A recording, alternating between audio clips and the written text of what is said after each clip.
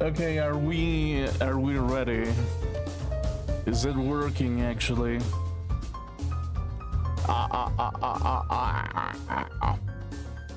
Is it actually working?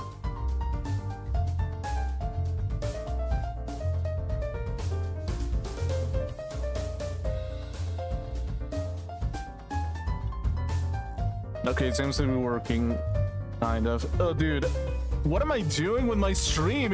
Like, the quality goes down with every episode that comes around. Literally, kind of feels like it sometimes. Yeah, dude, it's like, okay, there's stuff, and then there's me. There's me trying to figure things out, and then there's me going into the internet, being annoyed about something in particular, which, by the way, is like, I'm annoyed. It's like, dude, it's like, you know what it is? It's like, literally today, there was like this kind of like, these kind of taxes getting pushed for like, what's it called? For like violent, mature video games, and I'm over here like thinking like, the only thing that I'm thinking is, okay, video games don't really affect them mentally and make them more aggressive. They don't. What you're gonna make me is that I'm gonna become aggressive because you increase the price of video games, which is like, that makes me more angry than a motherfucking mother hecking Call of Duty bullcrap. Basically, like, which, by the way, I don't even consume Call of Duty because like that's kind of like a boring game to begin with, but still, it's like, you get what I mean. It's like, specifically, I'm over here thinking, oh, like I'm supposed to be like, supposed to be 100% like happy with that, the fact that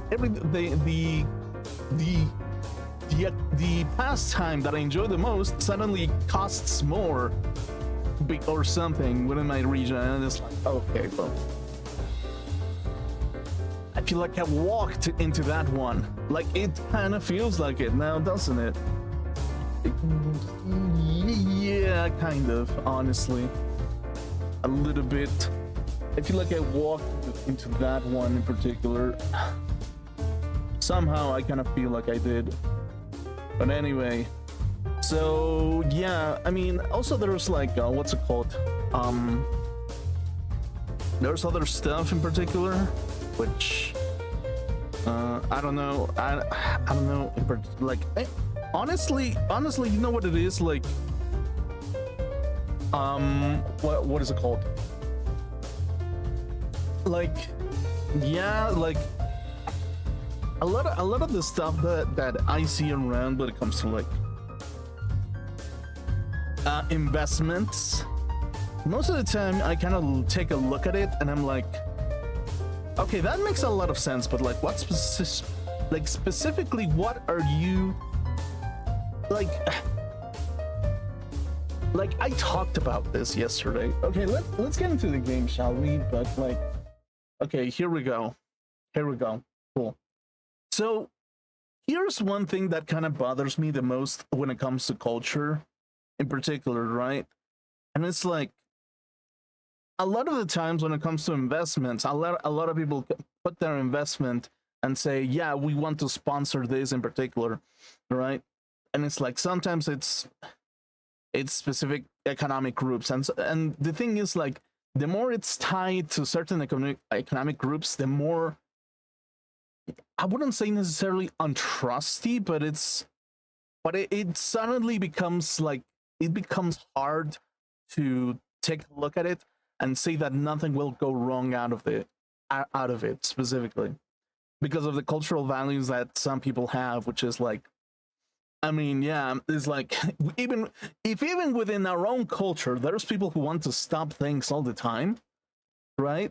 There's like within our stupid culture, there's things that want to be stopped all the time, which comes like, okay, this kind of video game, that kind of video game, this thing, that thing, and it's because, and sometimes it's like, oh, because I don't like it, or because like this thing is specifically like, screw this guy in particular, or like it can be literally any reason. Basically, it can be literally any reason, right? If even within our culture that happens, imagine in a culture that is even further beyond what we're used to, basically. And it's like the more it kind of makes like even more, like it kind of makes like sense when it, like, at the momentary, because there's money injection, sure, like that is what people want to see, basically. But it's like at the same time specifically, it's like, okay, like how will this become an eventual project that you can actually like see it becoming into something constant and keep expanding on it, when the pop culture in itself is not being built to that point? Because, like, again, it's like one thing is investing and another thing is building, right? A lot of people would say like, dude, you're investing into things so things get more built, basically. It's like, not necessarily. It's just that the fact is, like, you can tell it in the enthusiasm in which the project is driven, and within the synergy within the project that the project is being driven, basically. So the more you actually see people agreeing with the same certain standard of cultural values, the more accurately you will create a product that people actually want to consume within the context of gamers specifically. Because, like, gamers, again, you gotta think that we're not talking one generation of gamers. We're talking generations upon generations. You're talking since the pixels of like 8-bit to 16-bit to any other 3D, anything that came after that, basically, right?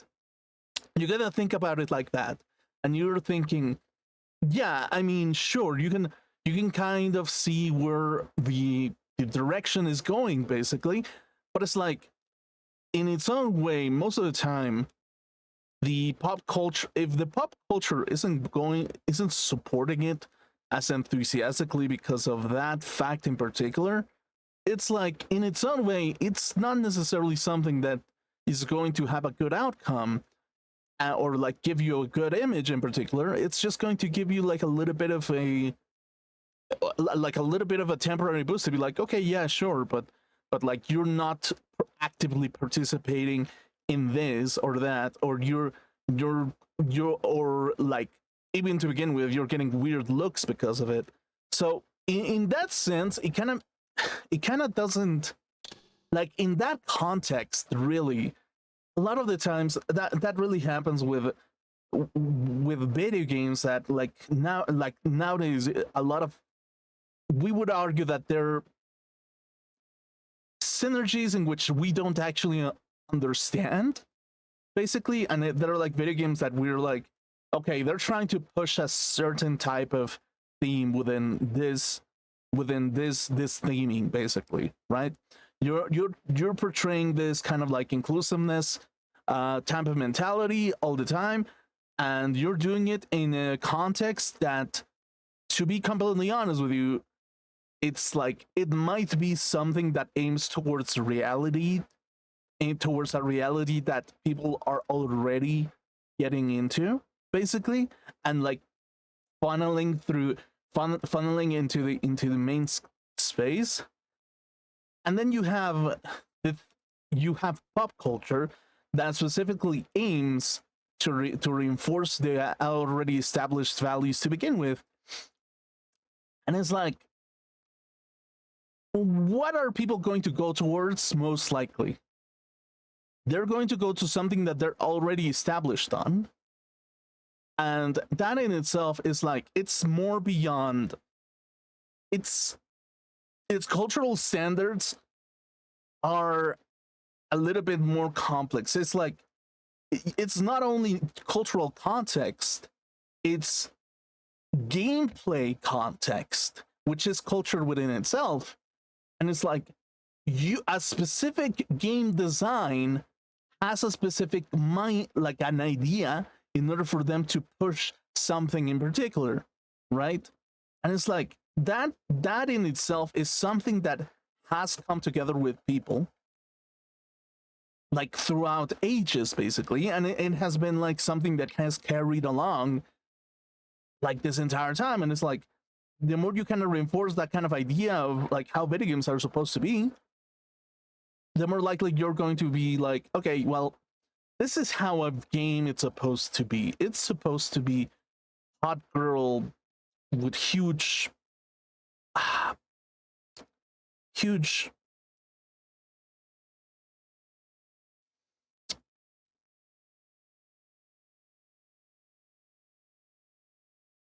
that in its own way, right? It's like, it's supposed to be like that, right? It's not necessarily, but it's supposed to, because that's what we're kind of used to, and that's what we have been like conditioned ourselves to be like, basically. It's like, yeah, I mean, I enjoy looking at a pretty woman in a video game because that's what I'm used to, basically. And it's like, a lot of people will come around and say, well, that's not reality, that this is what is supposed to be reality, blah blah blah blah blah. But then it comes around that it's like, to begin with, video games are not reality to begin with. Like to start with that statement is like, it's sometimes, for people it is an escape, basically. For others it's like something, it's familiarity, it's universe building, and it's like, it's an enjoyment, it's a hobby, basically.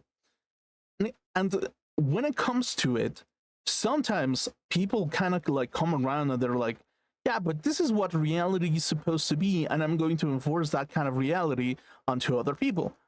And it's like, okay, that's fair, but within reality, we kind of understand that within reality, we don't necessarily always accept what is put out there. It's like, within itself, looks like, I'll give you the perfect example. Dude meets a girl kind of okay, boy kind of okay. There's another girl and she's prettier. She's gonna go to the prettier girl no matter what, if there's a good chemistry, and like, it's going to be, and it's like and there's a lot of factors and personality and stuff catering to that. Now put that into, like, change that into video games. That's something that isn't within the boundaries of reality itself, that you can actually like say that it is reality, basically. Am I going to impose myself a reality that does not adjust to my perfect needs, basically? or am I going to adjust into a reality that makes me uncomfortable and makes me want to escape, escape like this hellscape?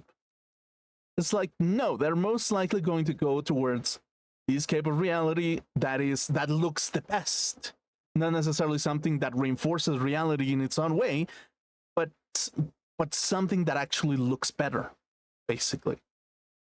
And it's like, yeah, I mean, right now what is happening is Monkey sees a particular girl that is more attractive and goes towards attractive girl, but oh wait, she's not real. So if she's not real, why would I go for the lower one? Why would I? Why if it's not, if nothing is, if it was reality, you would consider personality and all other features, basically. But within the fields of something that isn't real necessarily, are you gonna go towards the thing that pleases you the least or the most?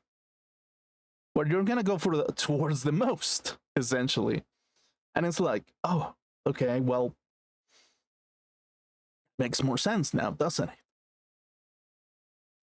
So we see newer games trying to be like, oh, be more inclusive, be this, be that. But in reality, it's just like, people aren't, if there's there has been better things made already, they're going to go for even better things.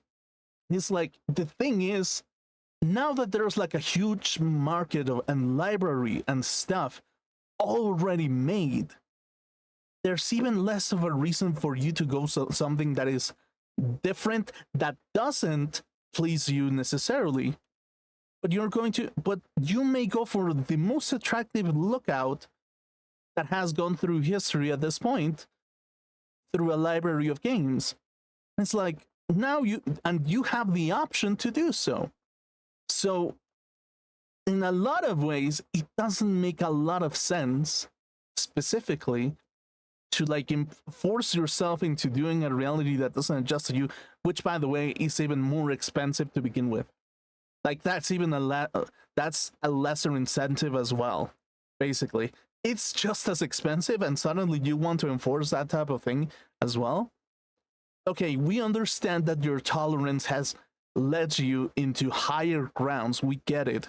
We see it plastered in the box that you have built. We totally get it.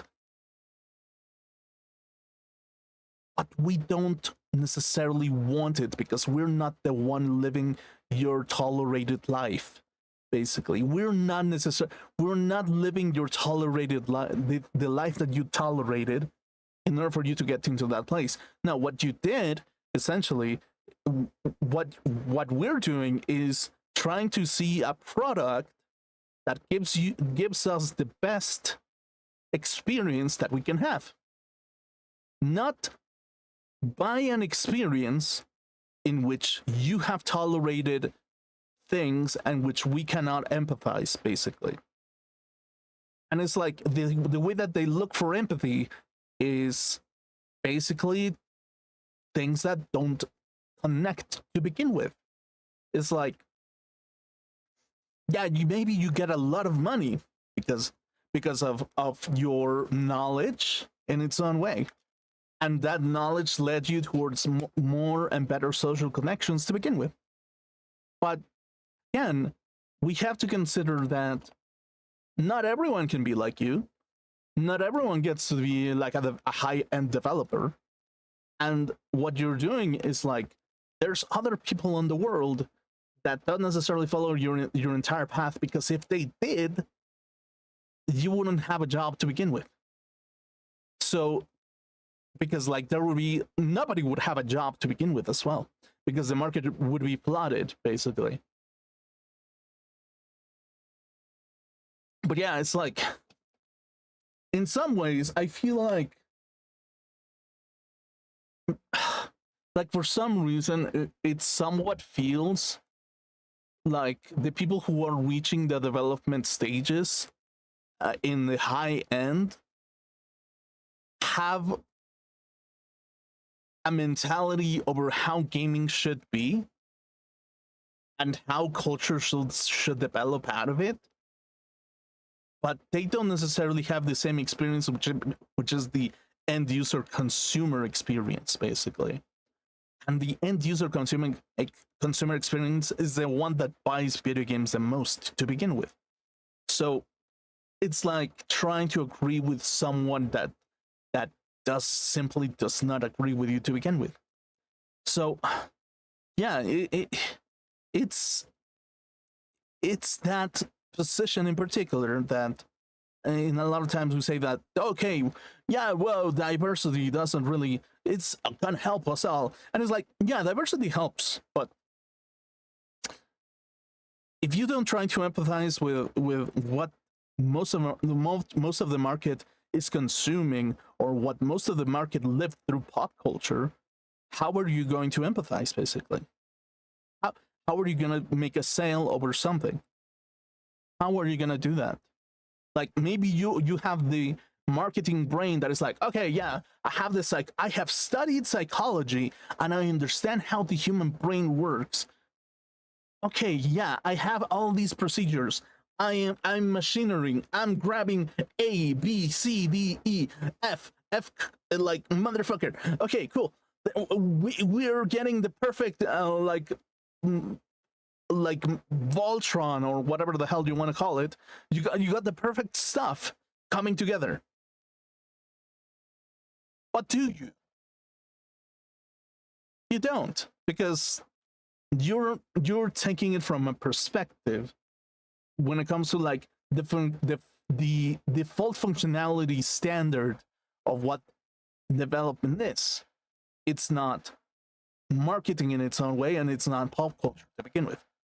So it's like, to some degree, kind of makes you think that only the only good developers are one, like, is a developer that has been delved into pop culture to begin with as well, so they kind of understand where everything is going, basically. So yeah, I mean,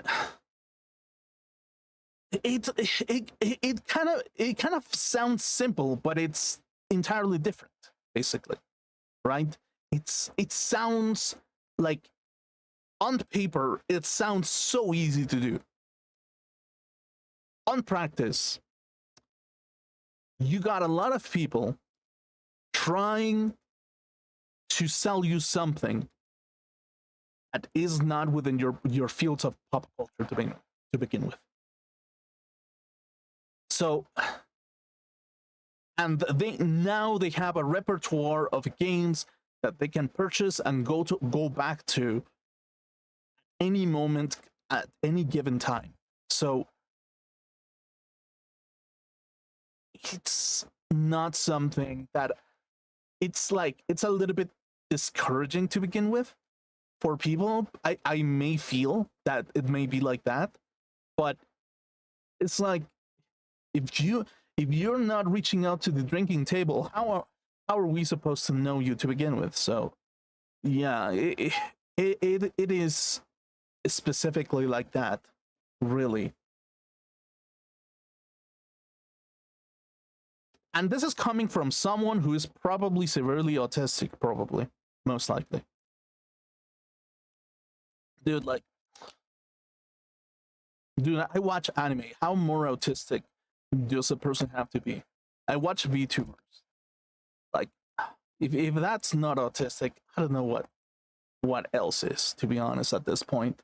So yeah, and it's like, and again, it's like, you see a lot of projects and investments going towards trying to build something big and great, but it's like, even within pop culture, sometimes those things don't really come into fruition most of the time, because, like, yeah, they are not adjusting necessarily with pop culture to begin with.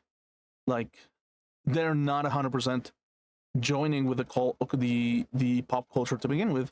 And it's like, okay, well, what do? Well, you kind of like try to see what the community is kind of saying to begin with. and play around it and be like, yeah, I mean, this is what the community wants. The community grew up with Pippa Lockhart being the most attractive woman ever. The community like grew with like Raven, and it's like, yeah, Raven is incredibly hot, and it's like, okay, yeah, sure. They grew up with that, essentially. They grew up with anime being like, especially like trying to be funny in a specific humor. And nowadays what we see with people is like,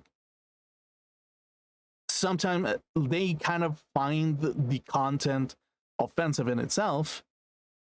They get their cultural backgrounds tell them this is wrong, this is something that shouldn't be done, yada yada yada, and again, the more unsynergized tolerance, well, the more unsynergized collaboration with people, the more problems we're gonna run into, essentially.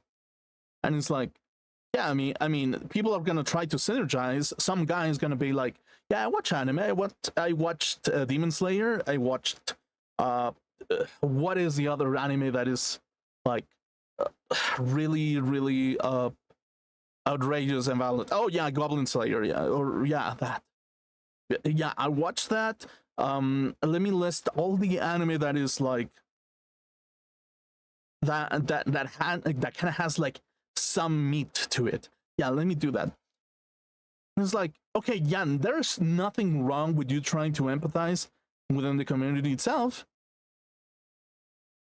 but it's like, even within that boundary, sometimes you don't have the entire full context of how it was built to begin with. Sometimes you don't. So yeah, I mean, to begin, and it's because like sometimes you sell yourself out and you say, yeah, I mean, you gotta cater to the recent market, basically. You have to cater to what is being to what has been released in the last 10 years. So you get a sale out of something, so you get a promotion out of something.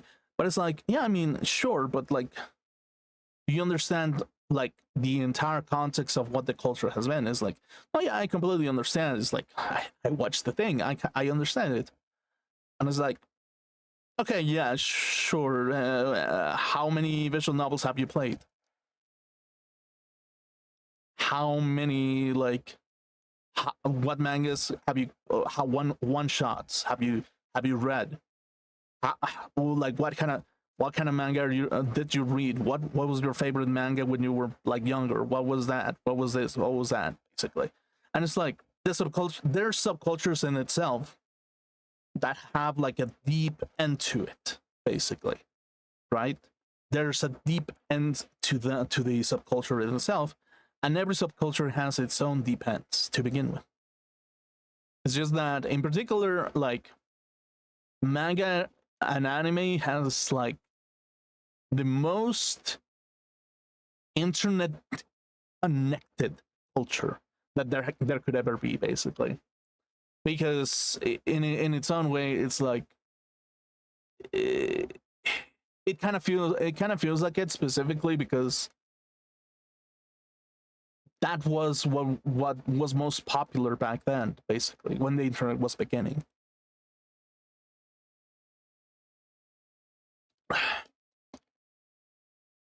So, or at least in my context, I guess, basically. So yeah, it's like, in a lot of ways, even though people try to empathize with it, the only response that we have is like, okay, you don't have the cultural context of this, and you're just running in saying this is wrong, or this should be canceled, or this should be censored, or violent video games should not be like this. It's like, we've been doing this for like the last 20 years, and suddenly you're going to start deciding what we're supposed to be doing? How? Why? Why should that be to begin with? Why should you do that? Why should anyone do that? basically. And it's like, no, because you're uncultured. Like, I know history of this country on the deep end, and I know history about that country in particular, and I know this. I have more knowledge than you. You're just a commoner that only really likes to swim around the sewers of the internet. And to that I will say, the internet in itself has history.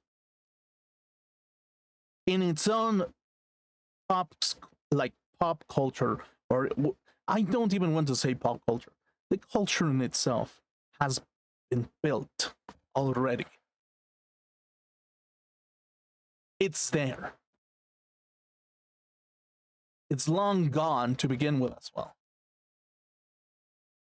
Because a lot of people that had the audacity to say that they have more knowledge of the world started imposing their own rules because they say that they have the most vision out of history, except the one that is actually being used at the moment, basically. And it's like, yeah, I mean, in its own way, it's kind of contradicting to begin with. In its own way, it's kind of contradicting, and it's like a lot of people, as people got out of poverty, the more people are getting into the internet and so on. Sure, that's just in the natural course of things.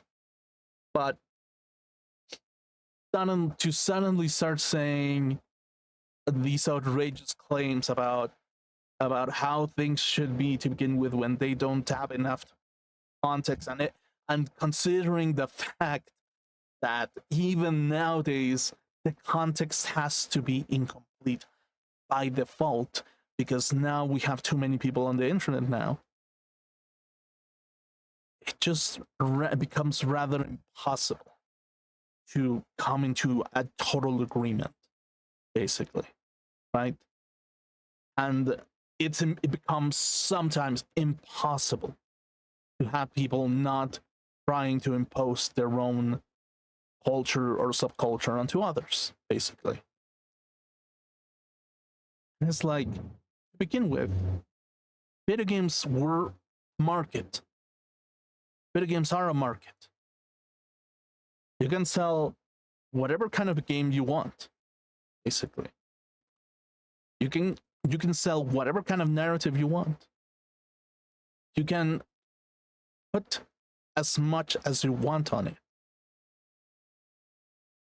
But do not expect it to have 100% success rate.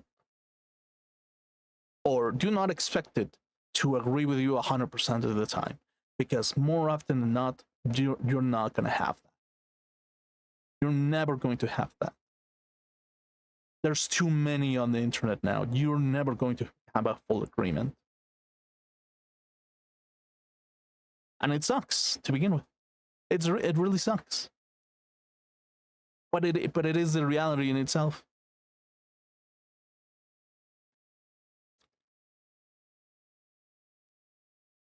So yeah, it's something that I particularly like. I don't want to say that I'm enthusiastic about, but it's like, it's because most of the time I've swum through the internet and I've got through a lot of things, basically. And the one conclusion that I can get to is we think that we're all on the same page when we're oh so wrong, basically. Because of this hyper personalization we all have, basically. You want to have a solid agreement on something, you're not going to have to. You will never. And even your own opinions. Most of the opinions that you have are constructions out of other people most of the time.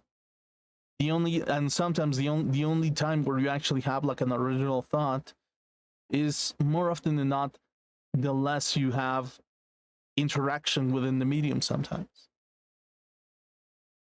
Like sometimes you do need to rest to begin with, to have any sense of original thought to begin with. And it's like, tell that to someone who is chronically online, basically. It's like, it becomes impossible sometimes. It's since we have phones now. We have phones. We are connected. We are symbiotically connected to a machine all the time, at all times, at all places. Either it's in your drawer, either it's on your drawer, it's on your computer. You go outside, you go everywhere. You have a computer in your pocket, and you cannot escape it. And now even further, because people want to make things as efficient as possible by having microtransactions, having a wallet within your cell phone. You pay everything with your cell phone. You pay everything with this, and that. And it's just like, it sometimes as well becomes exhausting to begin with, because it's like,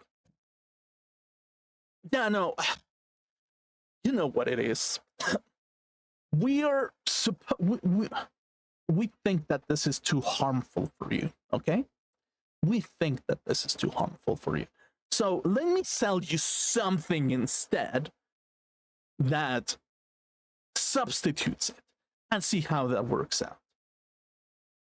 Wait, dude, but I bought into this. Why are you suddenly telling me that I can no longer buy this?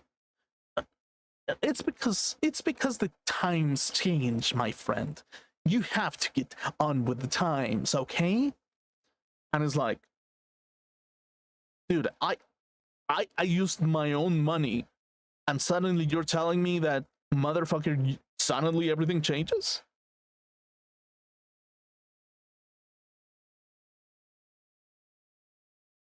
That you're going to change everything that has been built? Something that we've already bought onto?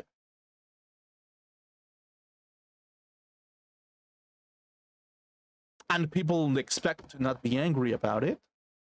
And you see people having like small samples of people saying like, no, this thing should be censored or something. And it's like,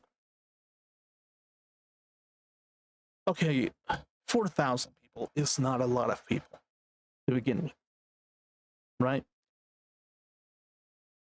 And specifically, it's like, the more that I see like the culture shift towards something, the more I'm like, dude, are literally like, is the younger generation not gonna be able to have their own like Halo playing Halo at their friend's house and like hanging out? Is that something that they're not gonna have at the moment? Is that something that will be removed out of history because you want everything to be perfect? Is that the reality in which we're living? And it's like,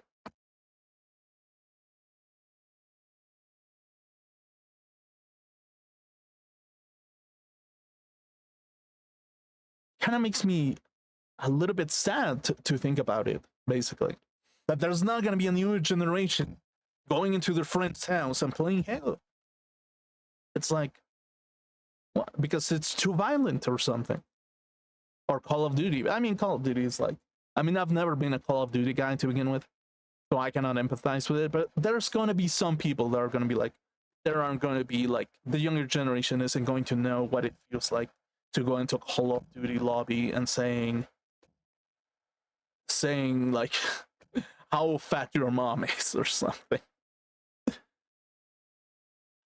So it's like, whenever you actually take a look at it from the outside, you're kind of like, okay, suddenly a lot of video games are being told that you're not supposed to be, you're not supposed to be able to like get this, and this is gonna get censored. And it's like, as long as like, it's okay if you kind of make a divide or something, basically. But like, what it's not okay is that suddenly you decided to erase history, erase culture in the process, and saying, no, this is the real thing. No, this is not how how the market was done. No, this is how the market was done. And it's like, you may say like, dude, that's so stupid. It's a video game. Why are you being so enthusiastic about it?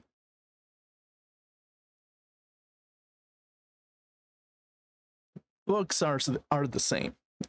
Movies are the same. A movie is not the same when you see it again, and parts were there are removed.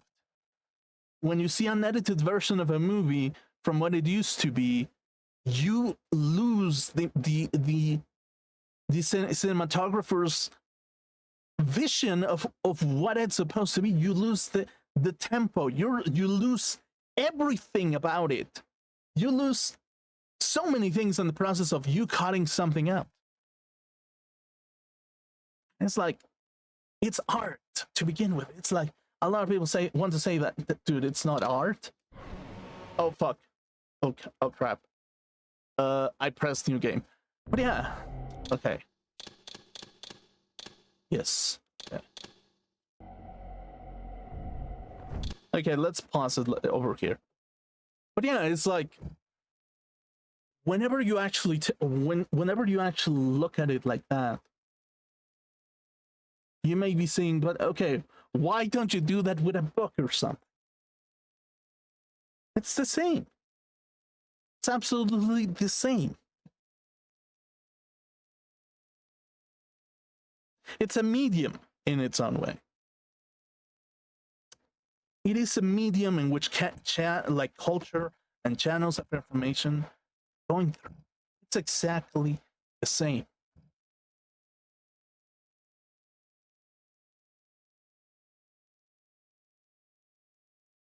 Dude, but video games rot your brain and make you like stupid or something. It's like, not always. I mean, misinformation always rots the brain to begin with. So a lot of people getting misinformed all the time. Or sometimes they get something wrong. And that is something that just commonly happens. It's common. Because like, science in itself, you can say that it's a mountain of misinformation in its own way. Because as new things get discovered, one statement before that was a piece of misinformation. As you discover newer aspects of a structure of an ecosystem or like the more you understand the topic, the more you kind of look at older information and say, okay, this is misinformation.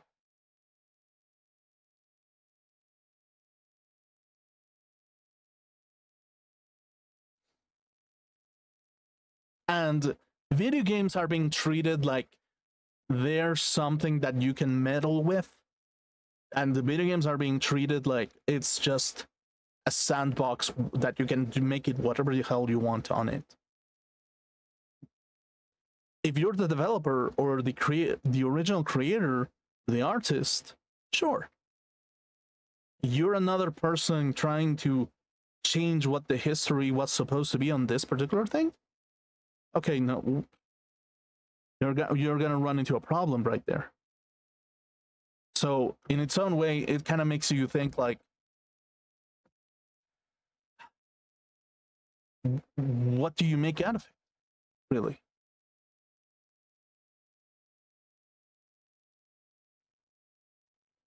So yeah, I mean,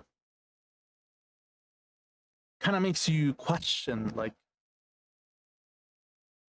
what is the standard?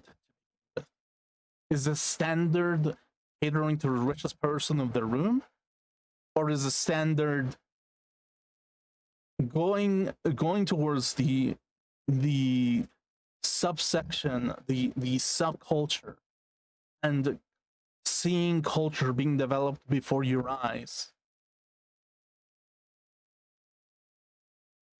and seeing it being expressed within art itself? You see it with art. That's it, really. And it has, and art has been the same every single time.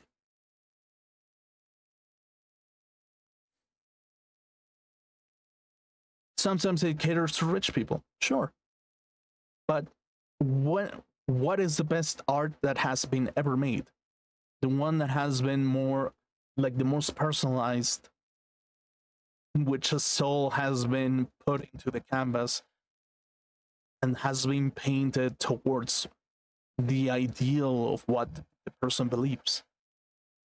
And that's how culture is made. That's how art is made. Individuality put on paper, on code, on drawings, on everything. So, yeah, I mean, yeah. In the furthermost canyon of Nosgoth's frozen wastes, the hushed silences embrace an ancient enigma. In the bowels of this labyrinth, your master awaits. Okay, but what is the...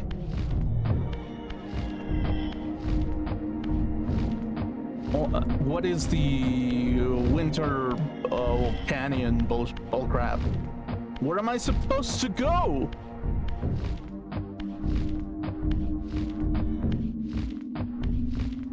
So yeah, it's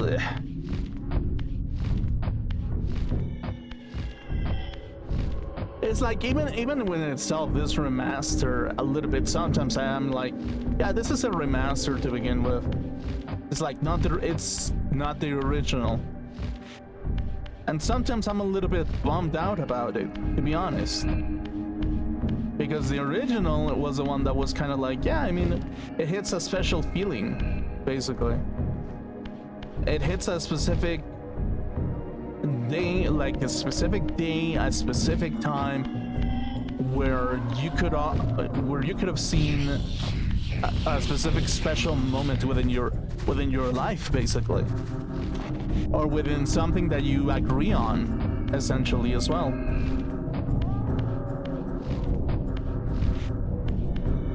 So yeah, I mean,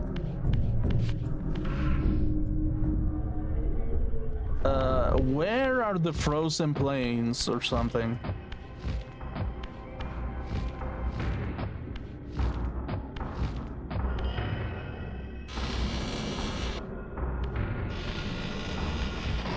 And it's like, don't get me wrong, sometimes there's friction even between subcultures, basically.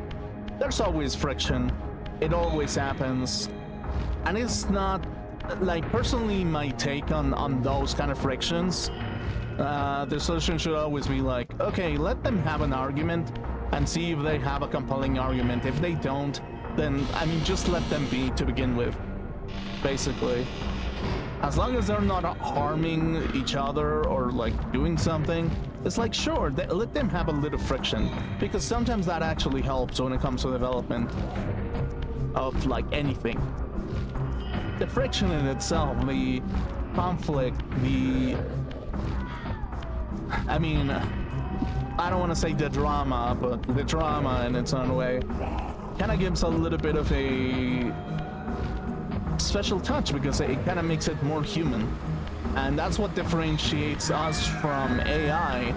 It's like AI really doesn't have that. Oh crap, okay, cool. As my agent, you are beyond death, Raziel. Okay. Your enemies cannot destroy you. If you grow too weak, however, you will always be drawn here to recover. Okay, cool. Okay, I kind of low-key wanted to do that, but still. It's like, yeah, sometimes the friction in itself, it's good to begin with. It's history being unfolded upon our eyes, basically.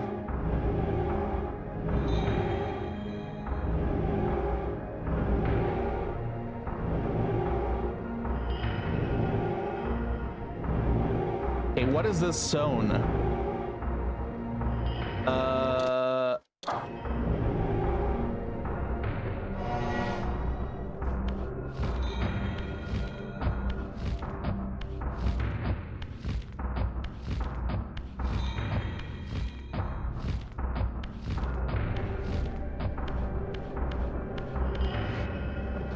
Okay, so there's a place where I haven't been towards, and I have no idea where I'm supposed to go, basically.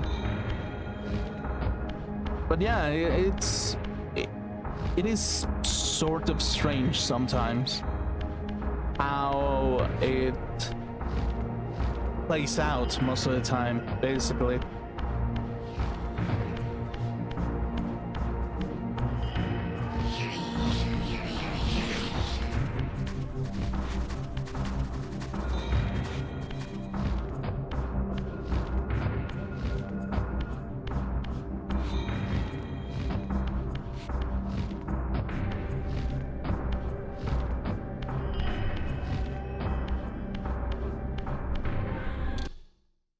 Okay, cool.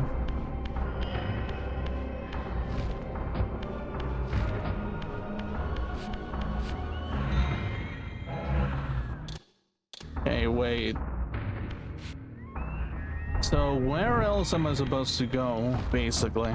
But yeah, I mean, today it's kind of like a little bit of a chill day. I don't know. Like, I didn't necessarily like get too much rest today. I'm gonna be honest with you. I was like, yeah, I mean, sometimes you kind of like just lay down, and sometimes you rest, sometimes you don't. But yeah.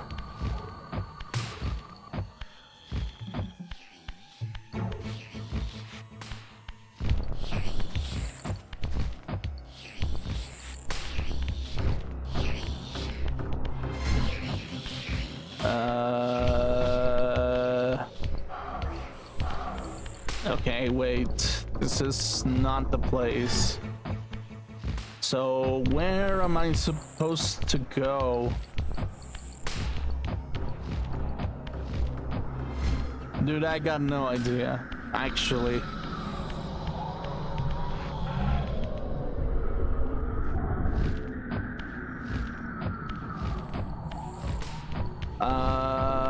Yeah. I mean, I don't know.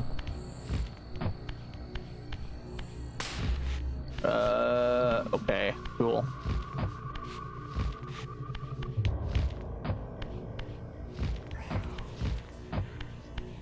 Okay, so the portal itself was like... Oh, wait. This place was...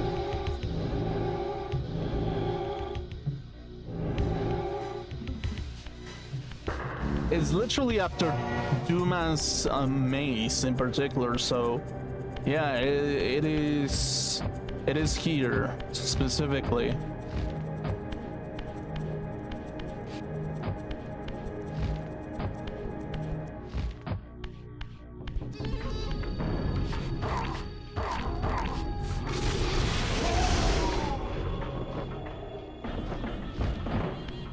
Okay, where did I go from here? I can't. Oh, dude, chat. I can't remember actually. Where the hell do I go? I can't remember. Fuck. I forgot. Damn.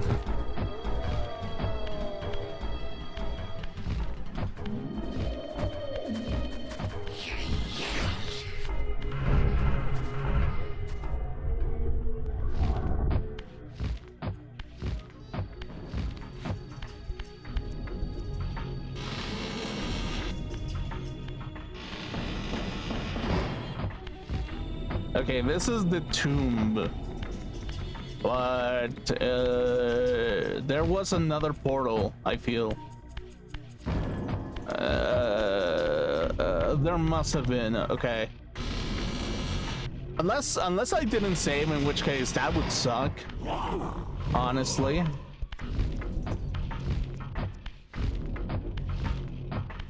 If I didn't save, well, I guess fuck me, I guess, right? But yeah, I mean, I don't know what to tell you specifically. It's like,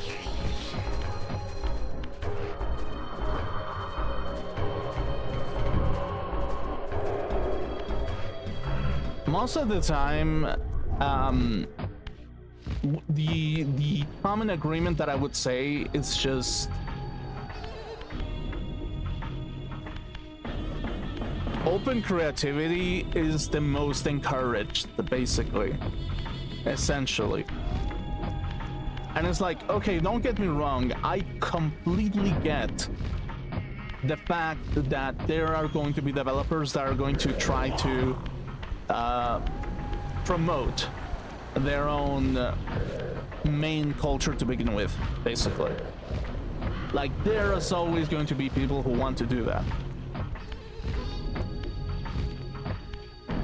But you know what's more fun and more I feel like a little bit better when it comes to the gaming culture in particular and the medium. It's when you actually take a subculture and just turn something out, like have a base of it and see like what you can do with it. And a lot of people would say, dude, that's cultural appropriation. That's bull crap. But it's like, that is a form of grinding with another person. And that's a form of interaction to begin with. That in its own way, sometimes it's like a little bit better. That's like, I feel like it's not gonna be a popular opinion because like there are some people who don't want any form of friction whatsoever. Basically, there are gonna be people who are like, dude, I don't need to make any friction with those people or that, because like again, it's like there's people who are going to think that there's not enough cultural synergy to move forward towards something, and it's like, I mean, sure, yeah, that sometimes is the case, but it's like the more friction we have, the more fire we can actually have, and the more fire we can have, the more products we can have, so we can actually have a good grand old time, essentially. So I don't know, to me that sounds a little bit more plausible.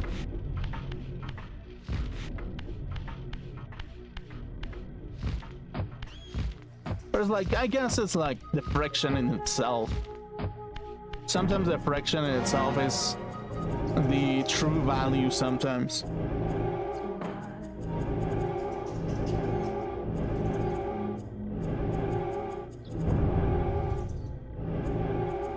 Okay, it's this. Okay, but I'm missing one portal. Oh, where is it supposed to be?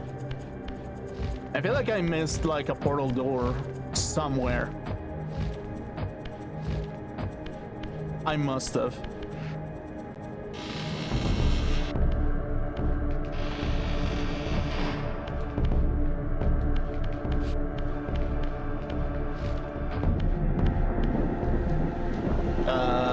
Wait, I've already been here. Wait, this is Rahab. Hold on.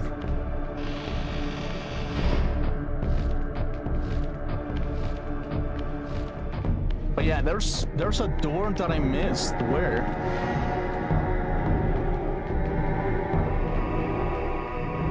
Melkaya, the human village.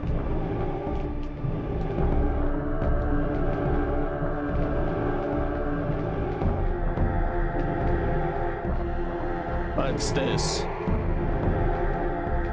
It's this, yeah. Okay, cool. It's this place in particular.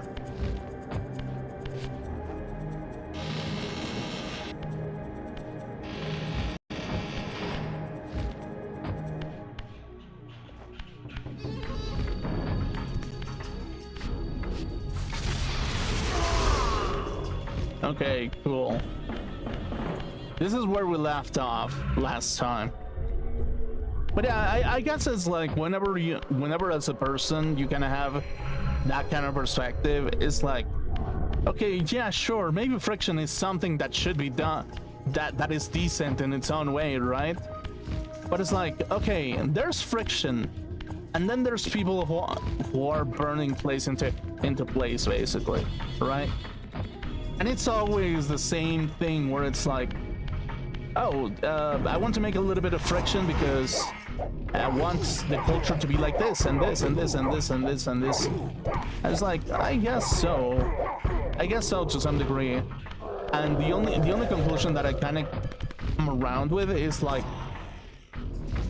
just having individuality within the market is the only, sometimes it's the only answer.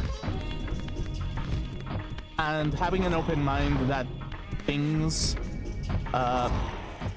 won't necessarily fit 100%, but they have to accommodate you. And once you understand that, so that what you're promoting, what you're trying to adjust, is something that you want to be accommodated in, you will have a better time rather than actually trying to portray the ideal of utopia about something specifically. Because it's like, most of the time, it just becomes a mess, basically. Trying to think what other people think all the time. Because sometimes it's rather impossible. It's really impossible to come into like a common agreement sometimes. And it's like sometimes the agreements that get thrown around, they're like not necessarily something that you agree with. And most of the time what people end up doing is just that they end up eating shit, basically.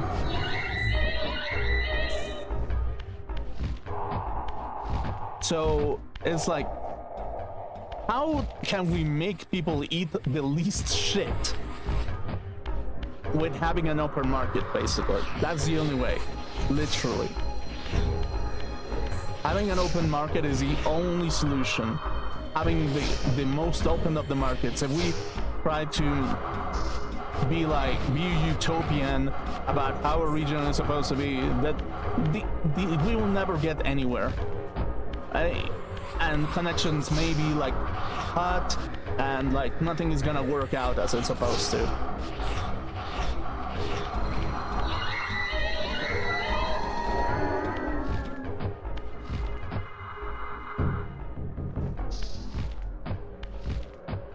Okay.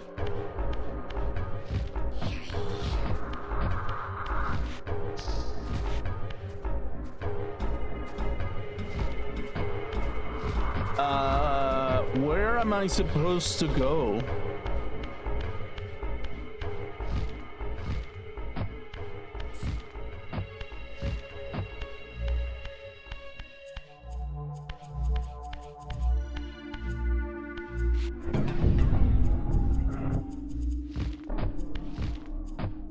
But yeah, basically, it's just like, I guess the lesson of anything in life, I guess, is the only thing that you can do is never think of an utopia. Always think of matching any movement that doesn't accommodate you, essentially, as an individual.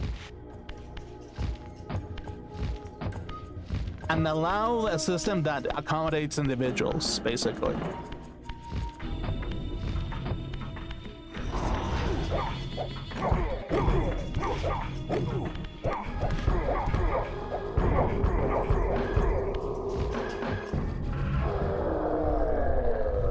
Okay,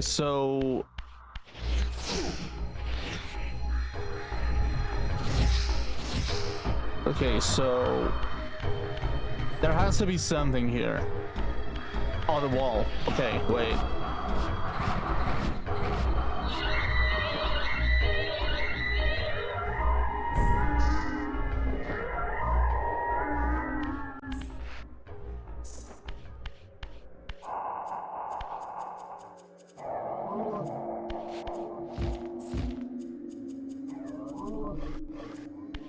And another thing is like the more they're a certain level, basically, right?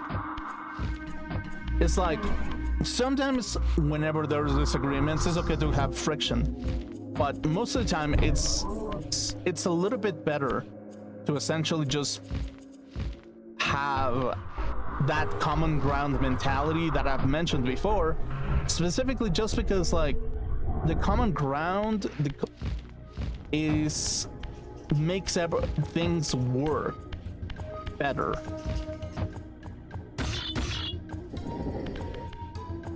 Okay, wait. Okay, cool.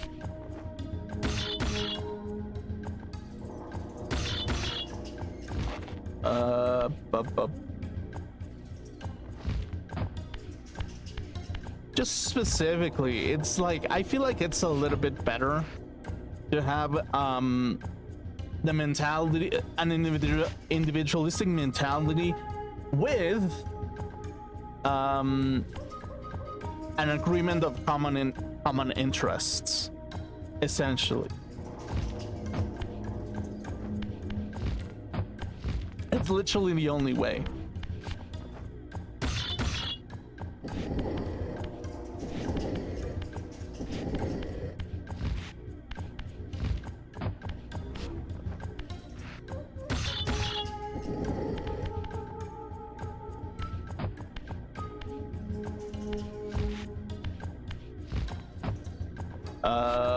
Yeah, I mean, I don't know, basically.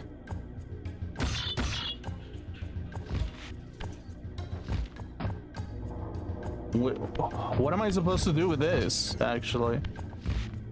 What the fuck am I, what the fuck am I doing?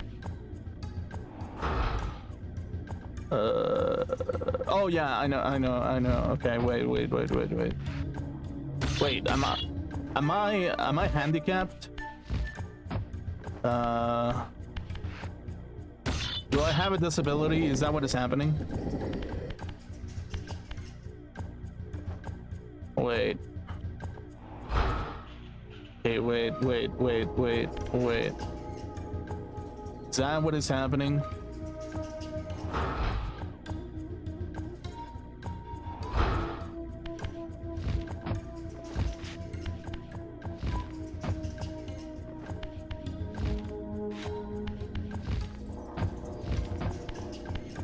But yeah, having like a market-based type of mentality also helps, specifically because like, oh wait, dude, I'm fucking stupid. Wow.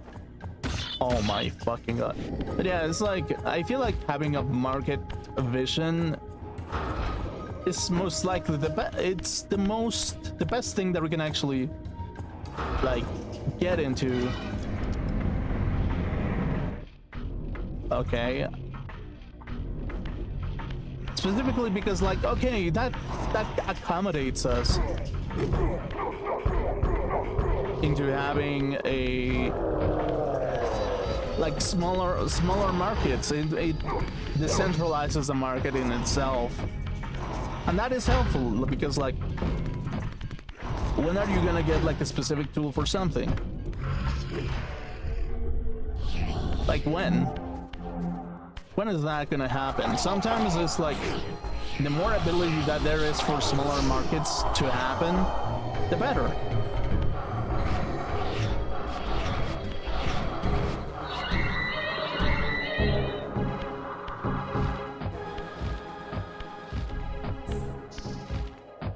Because if there's a smaller market pool, there can be necessities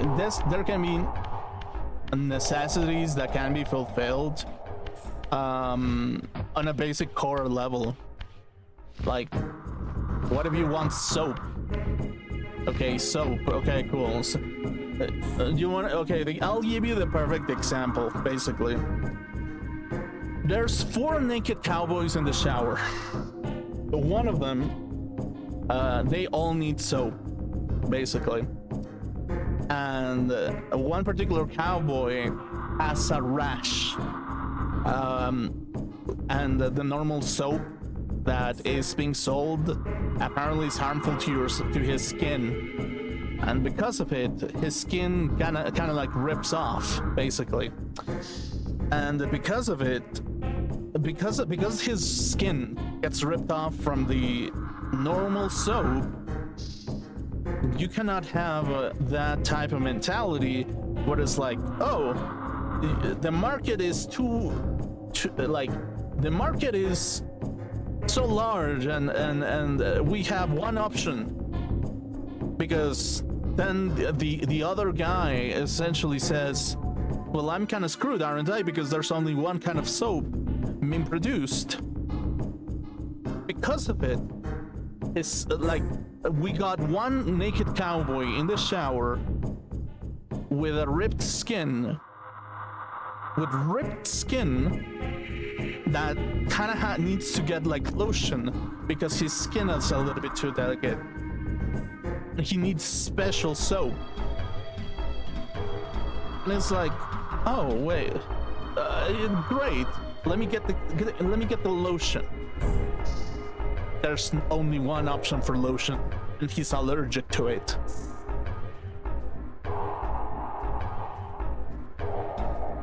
Man, that sucks. He's gonna rip, dude. He's no longer has skin. He's literally a man without skin. He's literally a man without skin because there's not enough soap to like satisfy him being a naked cowboy in the shower. Like, sadly, that's just essentially what is happening. Like, why we need more soap, more market possibilities so that doesn't happen. Okay? Basically, that's what needs to happen. And it's like, oh dude, it's okay, like protectionism and all that stuff. Okay, yeah, sure. Or sure, protectionism. Then encourage more people to make more soap of other things, rather than actually having like a main kind of deal that may eventually like monopolize something that is like single-handed, like it's controlled by only one person. Like that is going to be impossible, basically. Like, no matter what, that is a future which doesn't really like accommodate diversity to begin with. It's a future that doesn't accommodate diversity to begin with.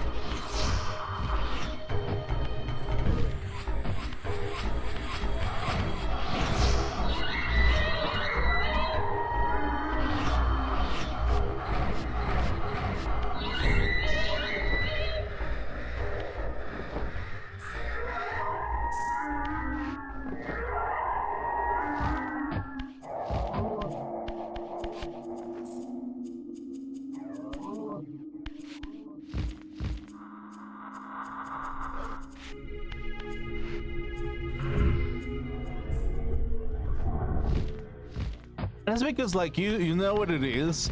We're all kind of educated to be kind to people, and that in itself sometimes is a little bit of a misunderstanding to begin with. Like, it really is. It's like a lot of the times, sometimes the most accommodating thing that you can actually do is being in your best condition, so you can actually like you being in the best condition that you can be helps others be in the best condition that they can be, essentially.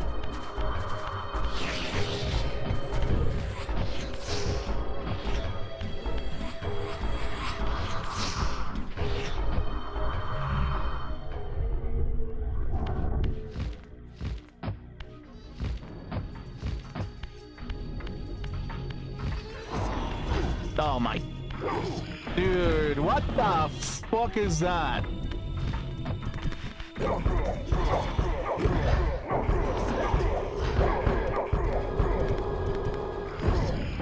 Okay, okay, cool. Fuck me, dude. Get impaled, you fuck. My fucking god.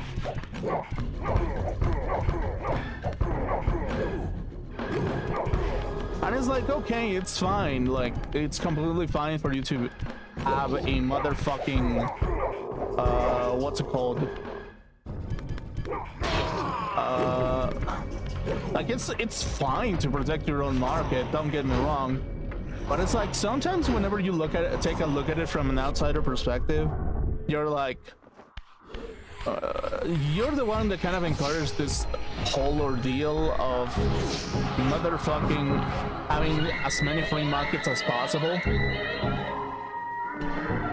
And it's like, yeah, I mean, wouldn't it kind of make sense to be in the same page, basically, where we have as many markets as possible, basically, so we can have that kind of bullcrap happen? So yeah, it's a little bit, oh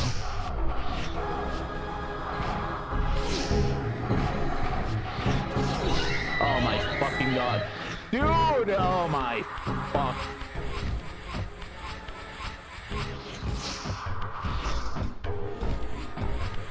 But yeah, it's like, most of the time, like, the region itself, it's okay to protect the region itself, but like, sometimes it can mean a lot of things to a lot of people. And it's like, again, it's like you're coming to the idea of utopia. Like the idea of something being utopia to something. And the utopia being you, my little friend, you're gonna have the control of everything. Because you're the kindest and most wisest guy ever. It's like everyone wants to be the controlling dude, but nobody wants to see the broken plates. And most of the time, the more centralized you have, the more centralized workload you have, the more likelihood you will run into problems of the community in its own way, because you won't be able to fulfill their demands, and you're gonna become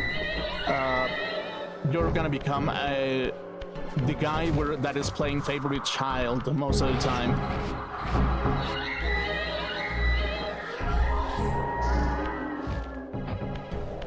So it's like, if you're it's not necessarily that it's like bad, because everyone has a family, everyone has a favorite child, basically, because that's just human nature. That is just like nature, you protecting your own offspring. That is like the most empathetic aspect that you can actually head towards, basically.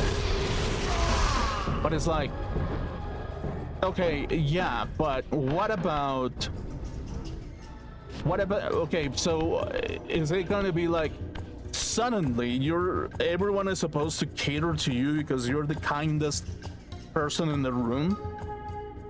And only they can cater to you specifically. It is, and that at that point you're like, if everyone is gonna cater to you, you might as well just call yourself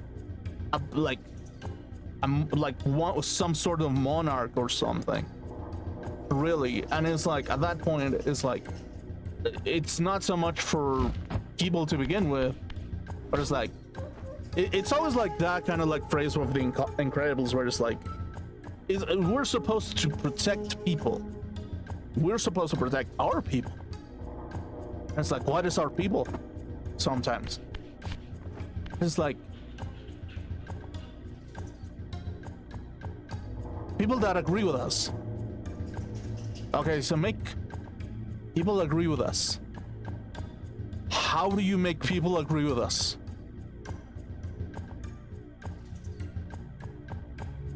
Give them an idealized version of utopia and make them agree with you.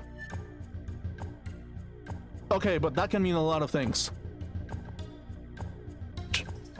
Create a market that can create the most small utopias that they can create, and it'll be cool. Cool. I don't know. Sure. Basically.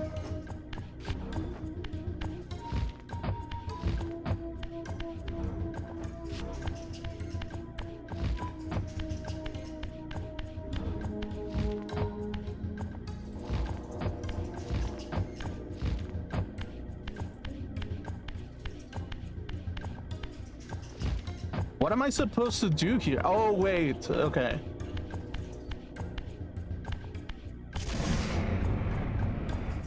Okay, be right back. I'm gonna go take a piss. Be right back quick.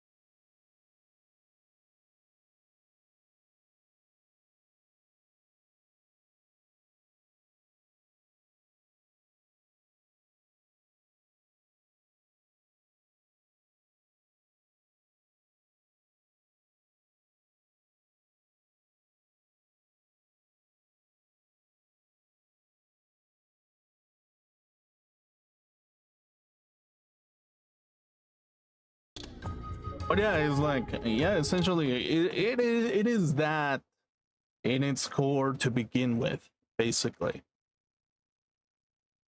So yeah,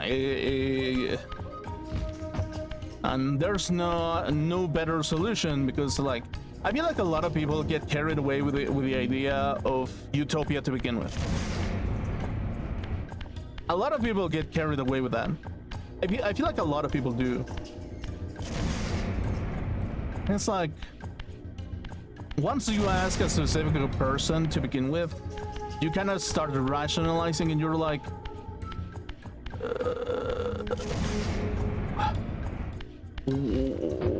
what are you supposed to be doing to begin with? Like, what is the right solution? What is the perfect solution? And the answer is always, within your moral strings, there's no perfect solution.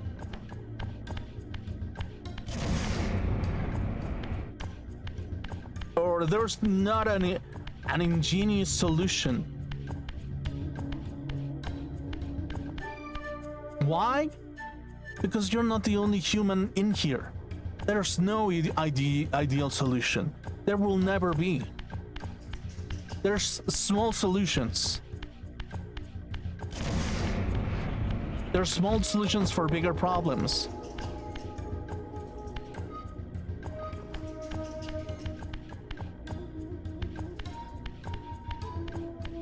Oh my god. Okay, cool.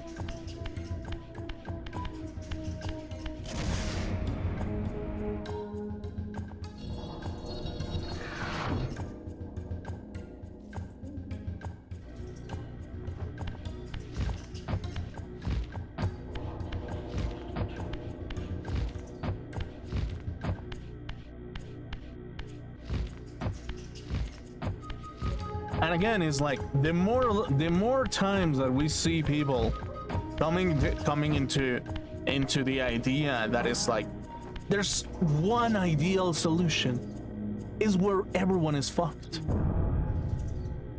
The day where we come around to people and say, yeah, no, this is the ideal.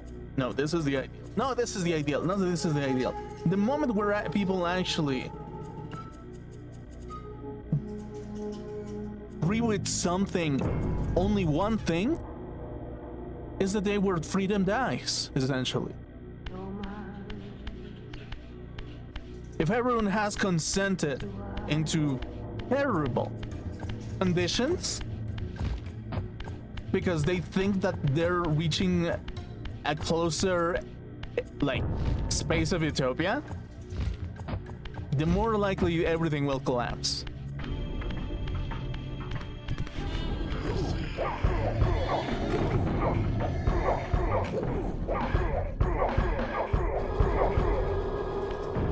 And it's better to have that sense of dissatisfaction.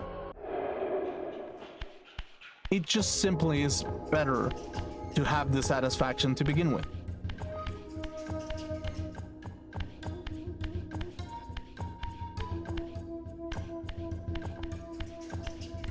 Sometimes it is better that way.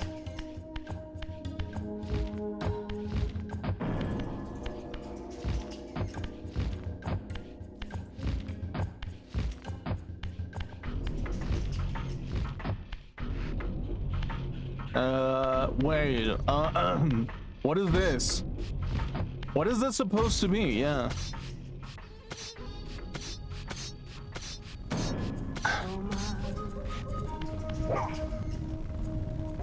Dissatisfaction brings innovation. Innovation brings cool things, cool shit happening, and more fun for Monkey.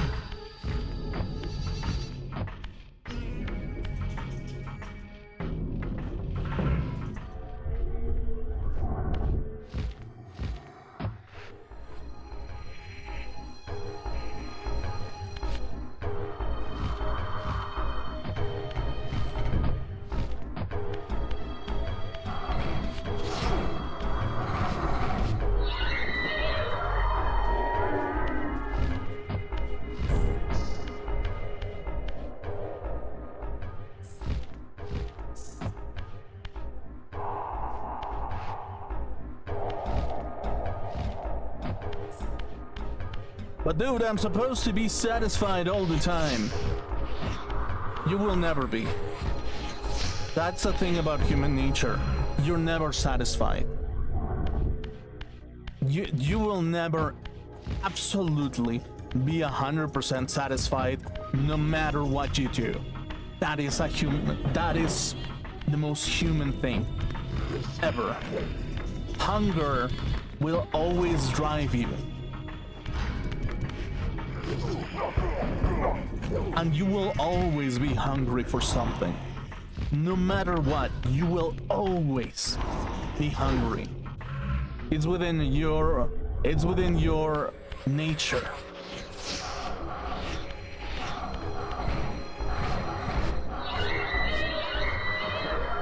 You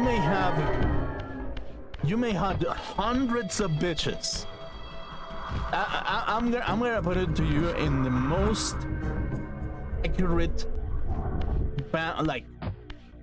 like plane of thought possible. You could have an ideal space where there's 100 bitches telling you all sweet little nothings all the time. You will not be satisfied. You will always ask for more, no matter what. What is this?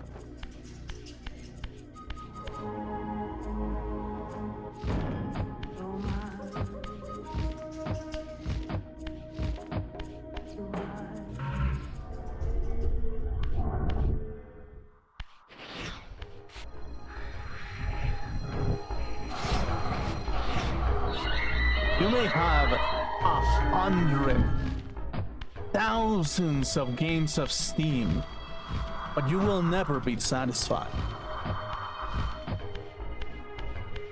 So,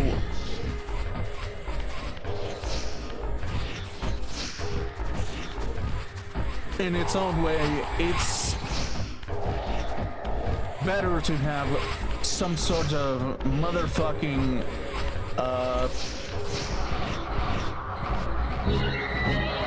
just having like a very human mentality and perspective of what specifically your humanity is capable of, essentially.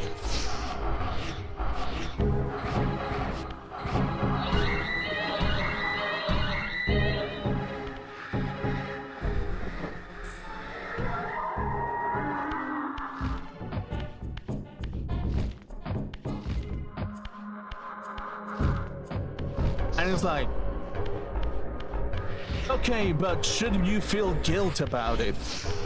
The answer is not really, never. It's better to understand it as what it is. Because the moment that there is a certain aspect of guilt, the moment that there's a certain aspect of guilt being driven into you, that's when everyone starts eating you out like worms.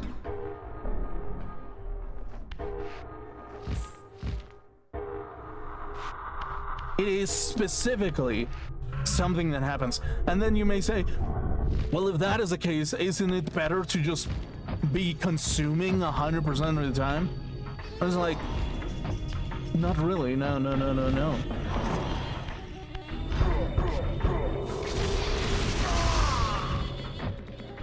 Because again, it's like, you will never be satisfied about anything. You never are. No one ever is. They may have like the most luxurious things ever, and there's gonna be rich people who want to be the #1 at something. There will be someone that will always want to be the #1 at something. Even the #1 among the #1s, essentially.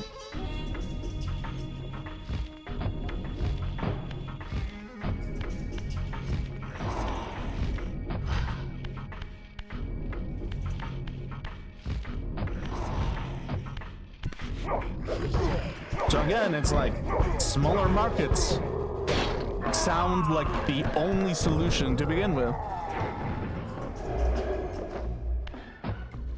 Just be like, yeah, I mean, suddenly today I decided to sell fucking ice cream. And it's called Bust a Nut. Why did you decide to make an ice cream that is literally just bust a nut?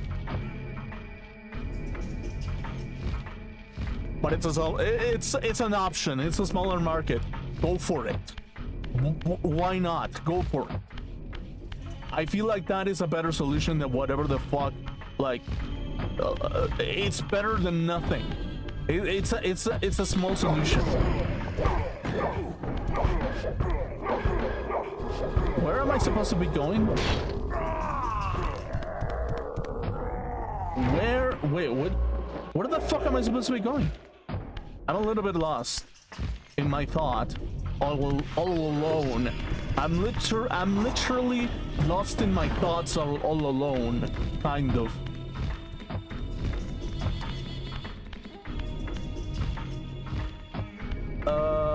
Yeah. So, yeah.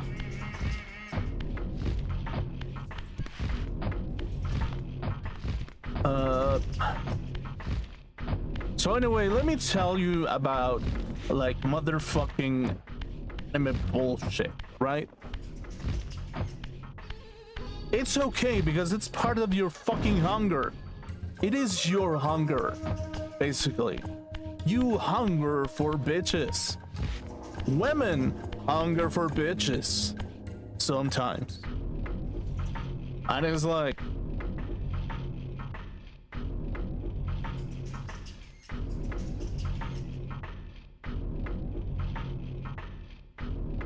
what am I gonna tell you? Everyone is hungry. The only thing that kind of makes you aware is that you are a hungry fuck. Be self-aware that you're a hungry fuck, that you consume food and water. and amongst all, anime titties. So yeah, it's like, yeah, I mean, essentially.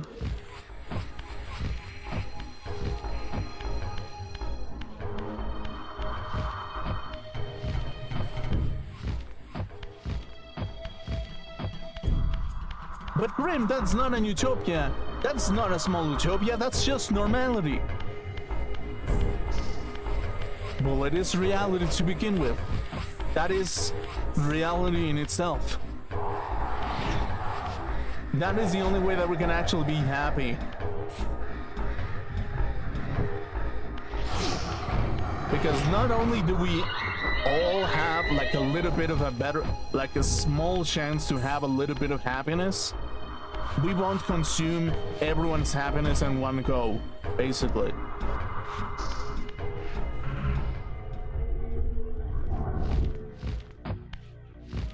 Okay, wait, what, where am I supposed to go from here? I was like, the grass is always gonna be fucking greener. Let's be, like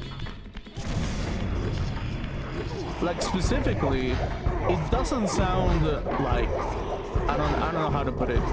Like, no matter what, it's like, there's, the saying in itself exists for a reason, really. The grass will always be greener on the other side, no matter what you do. And it's like, sometimes, like, we may think that within our human construction, what we're supposed to be, basically. And it's like, in its own way, within our human construction, basically. Within our, oh fuck.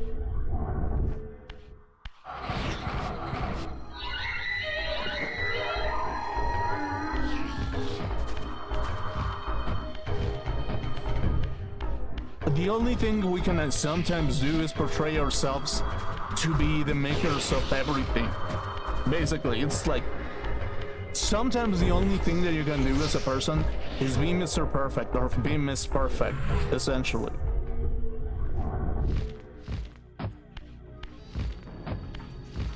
And that is an individualistic take, and that is the only fair take that there could ever be.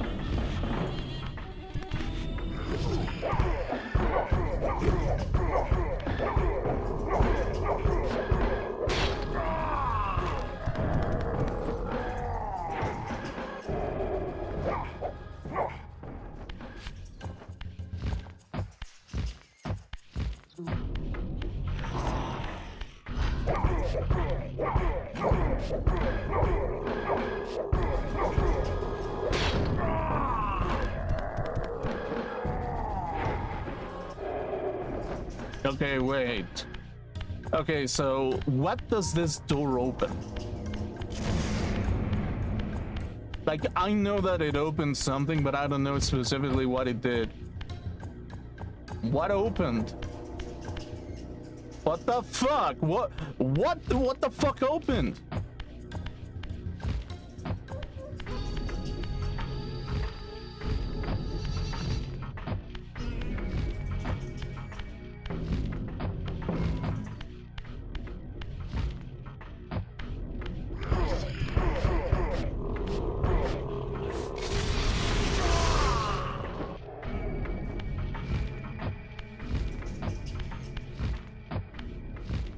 Dude, I'm a little bit confused about what the fuck how opened to begin with.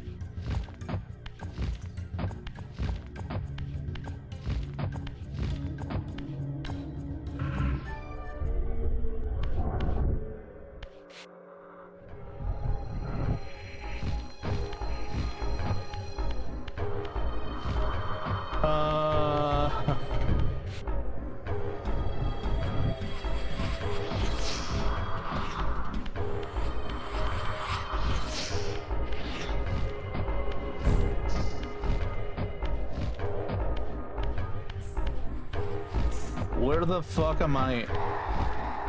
Where the fuck am I going?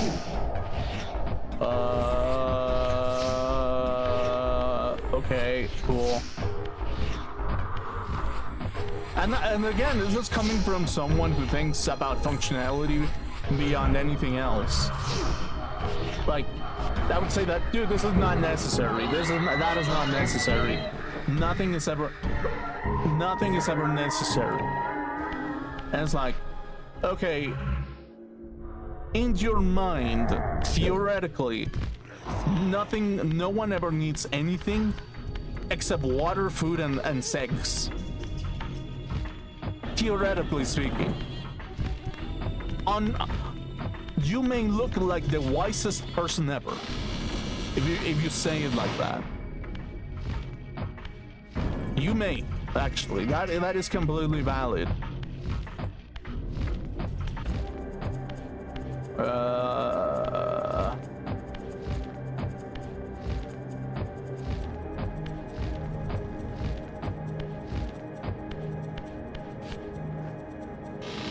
But once you actually realize your hunger, your true hunger, what you're made of, and not only bones and flesh, and like a bunch of like the Oracle's Cave, where Kain's first fateful meeting with Mobius occurred.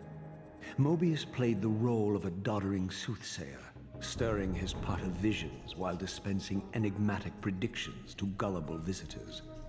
Underneath the facade was Mobius the Time Streamer, sorcerer of the Circle of Nine, a ruthless manipulator with the power to bend time. Since his murder at Kain's hand centuries ago, these caves have stood vacant, though, like Mobius himself, they are rumored to be only a facade for a much larger, more elaborate complex. Okay, cool. I sensed that Kain was here, and at that moment, I would have plumbed the depths of hell to find him.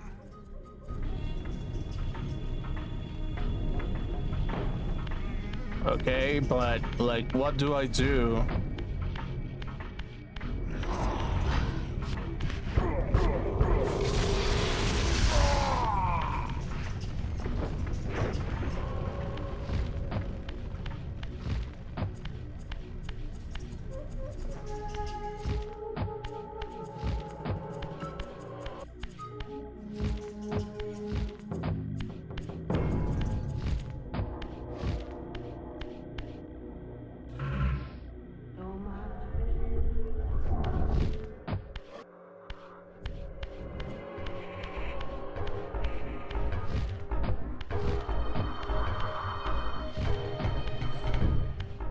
Okay, but like, what am I supposed to do from here?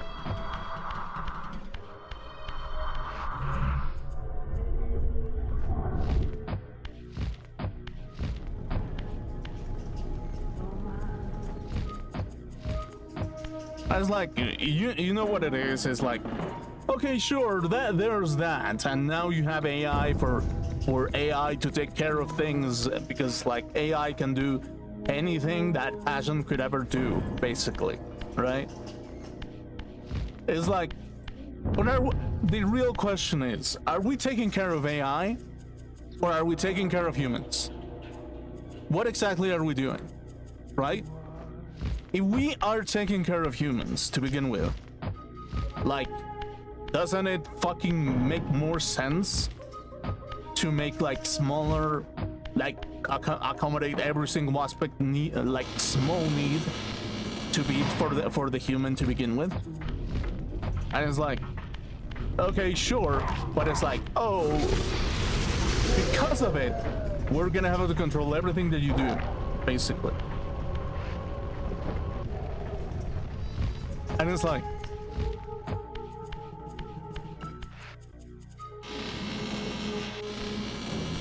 are you trying to accommodate you, yourself, or are you actually trying to accommodate me? Who are you actually trying to accommodate in this situation?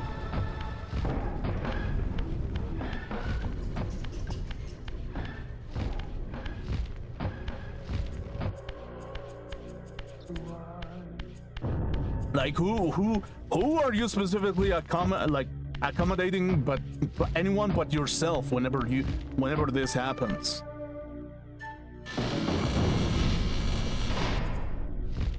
You want to be the accommodator? Okay, try to handle millions upon millions of people's special needs. Do that, you as an individual. Try to accommodate millions and millions of people in one go. See how that goes. What happens? You got all these blanket statements saying that we're doing it for the best of the people. Essentially, that is the output that comes out. Essentially.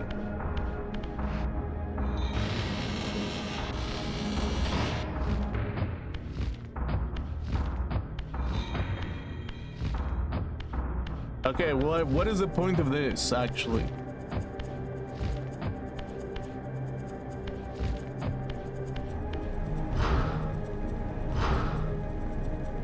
I was like, yeah, no, it becomes literally impossible. And it's like a lot of people nowadays, the answer to that is literally, we got AI so you can personalize every single aspect of their lives. You got AI doing that, right? But is it really accommodating you? Is it?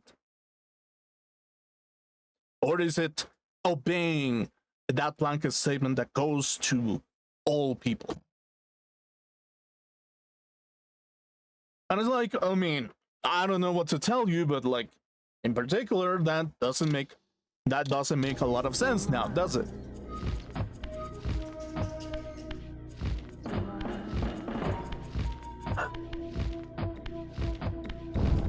Okay, what was the thing supposed to be?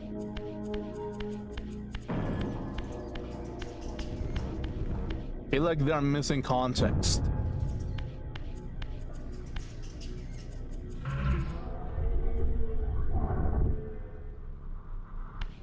What am I supposed to do here?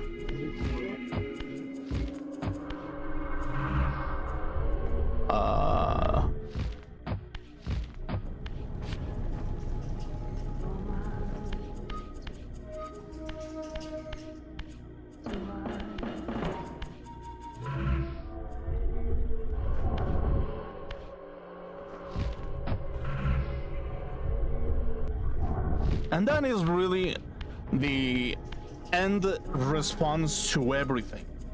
Basically, the problem in itself is, are you accommodating people, like millions upon millions of people, by saying we're doing it for the best of everyone? Are you really doing it like that? Are you actually fixing things by saying that we're doing the best for the people? Or is it better for people to be able to do it themselves so they can accommodate their small special needs, and they can be a naked cowboy in the shower with his special soap? I feel like the solution is essentially the smaller market to begin with. And it's like, again, the only way in which we should actually come into an actual common interest is when we actually come together and we're like, this is culture to begin with, and we want to preserve that aspect of the culture to begin with. And because we want to preserve it, the only thing that matters sometimes is like, you have to defend it. You have to defend the subculture to begin with. Right?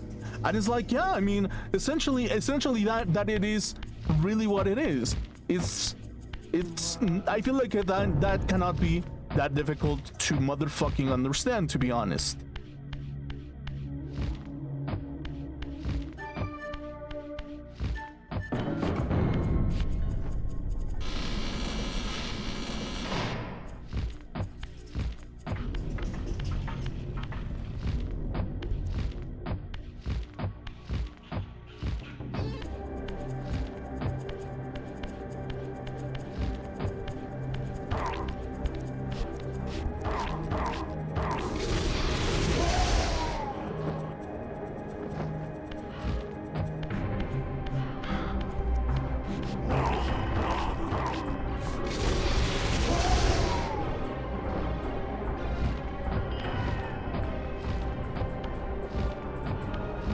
So yeah, it's like I'm all the way for diversity, but diversity of market. That's what I'm in favor of, essentially.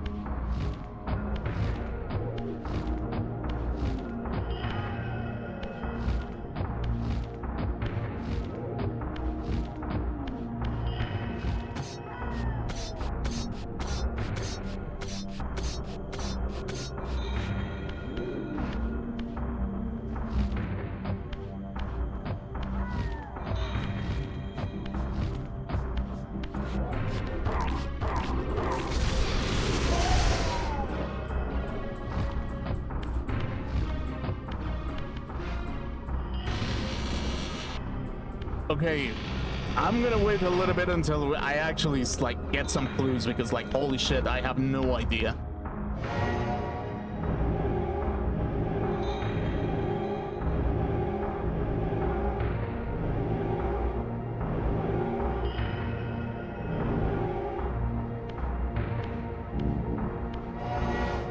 What did it say? Is like the mountains or something? It's like, where is the mountains?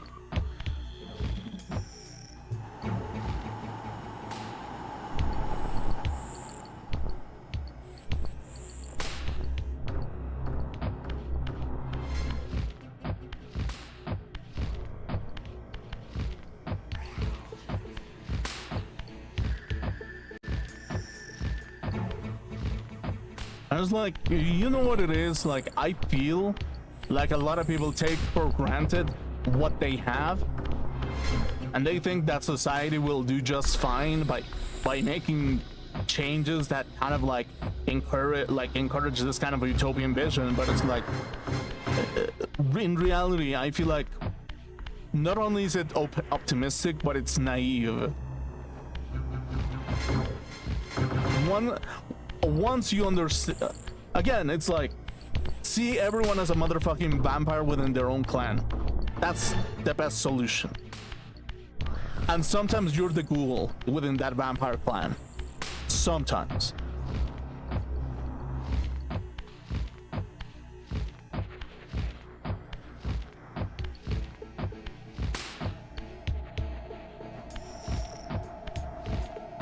Okay, well, I'm a little bit lost about this bullshit.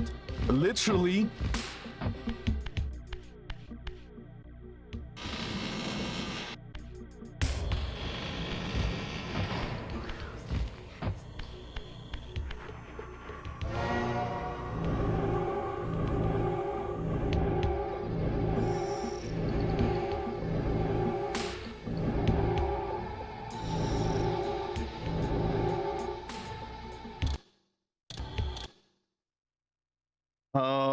I don't know, literally, I have literally no idea, but like, oh my fucking god.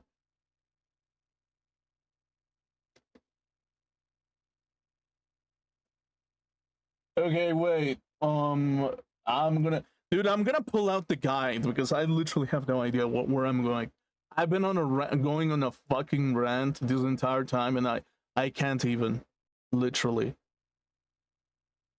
But it's like, yeah, I mean, don't get me wrong, I feel like this kind of mentality comes with age, basically, because naive people tend to think that the world is full of rainbows, and that there's no, and that they will do the best for the people. And it's like, okay, technically speaking, they do the best for the people. What they believe that what is the best for the people. So if you think about it like that, it's like, well, that is incorrect to begin with. It's like, within our special brains, we, by our own nature of being an individual, we cannot by the simple fact that you're an individual, you cannot do the best for people because you're not people, you're a person.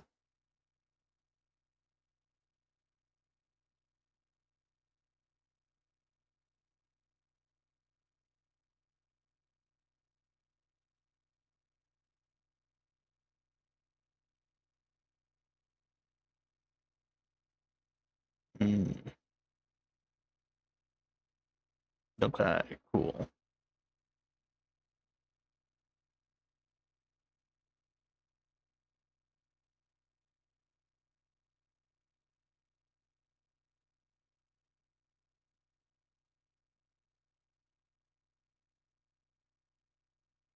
Okay, cool. Okay, so switch to the spectral plane and you'll notice to the left a small crack widens dramatically. Okay, yeah, sure, I did that.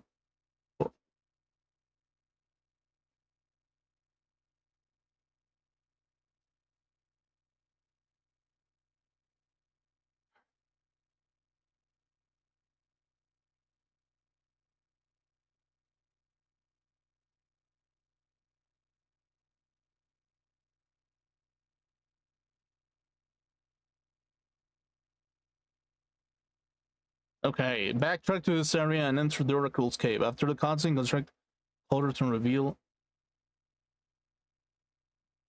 Constrict the cauldron. What the fuck is... What do I do with the cauldron?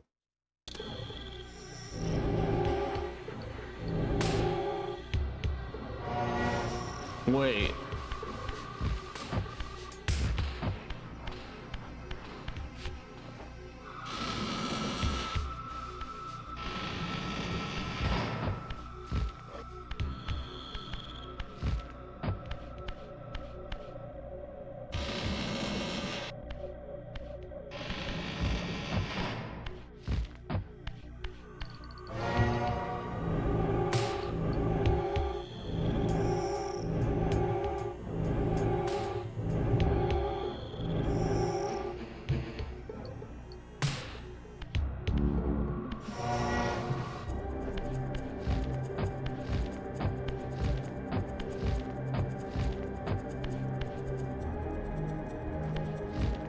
Wait, this is the wrong one. Okay, cool.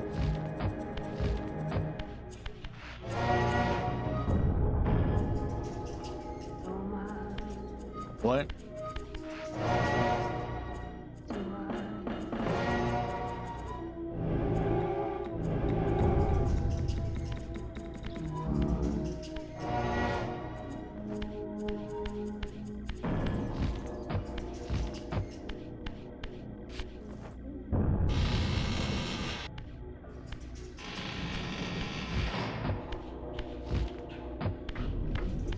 Oh, okay, that took me a second, actually.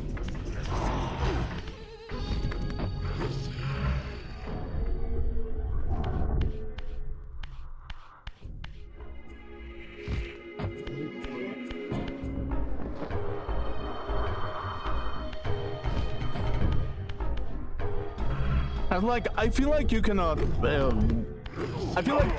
publicly say this for some reason. And it's like, in some ways, it makes sense, but at the same time, it doesn't.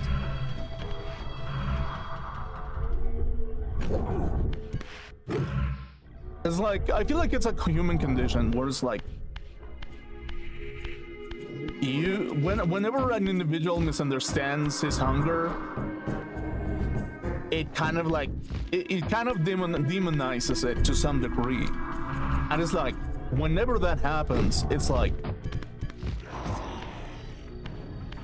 okay, yeah, no, that's not really. Okay, yeah, that's really more accurate, I feel. But it's like, in its own way, basically, it's that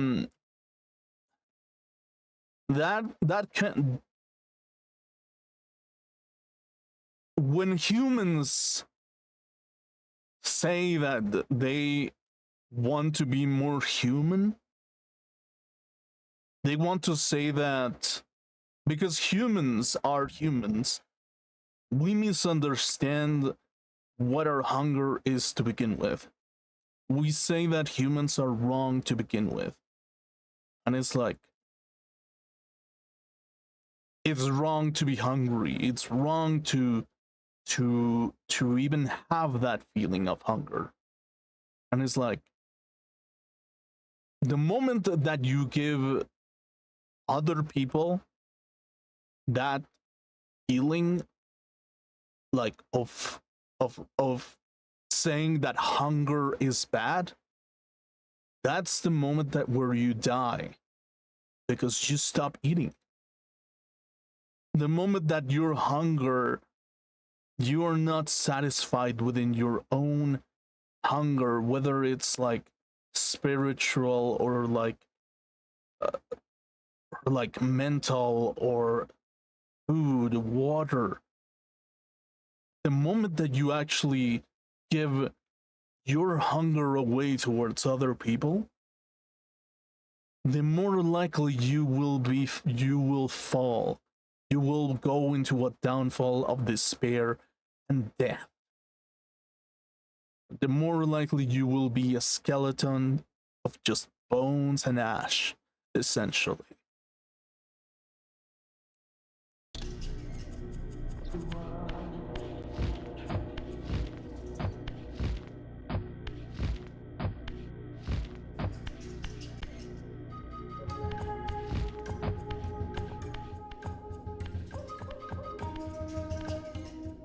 This, I deduced, must be the man himself, the time streamer, Mobius. He seemed not at all the impressive figure I had imagined from Kain's boasted exploits. And yet, even this cold image radiated a certain undeniable power.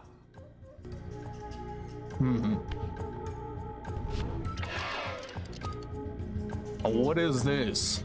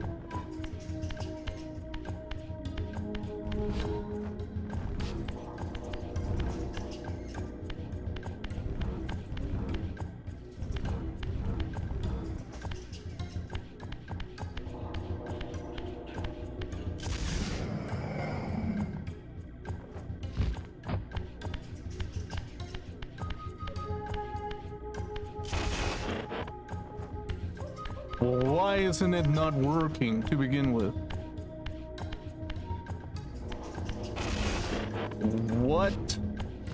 What is this supposed to be, basically?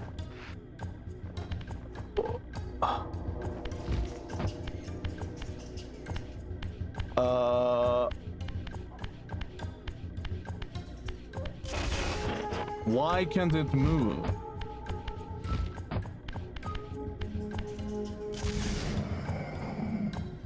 Okay, this is the only one that moves.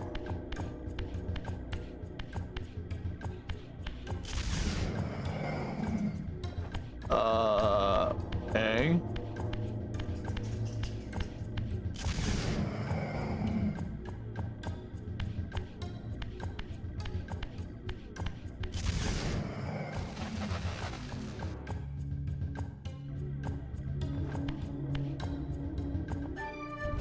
What does this do?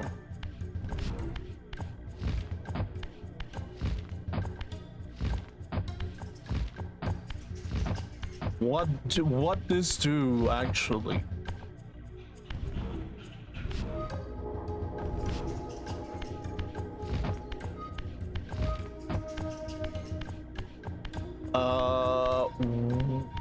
What am I doing? Okay, the light is there, but like what now?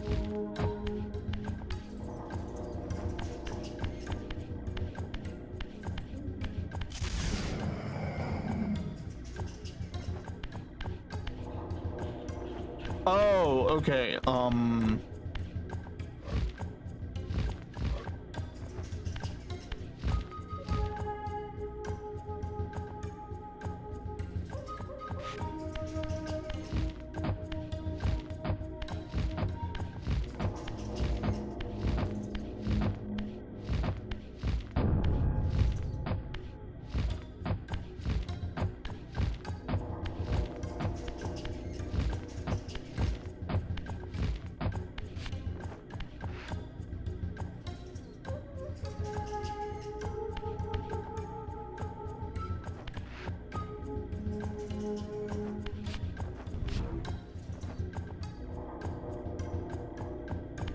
Wait, what am I supposed to do? Oh, yeah, okay, I understand, okay. Wait, no?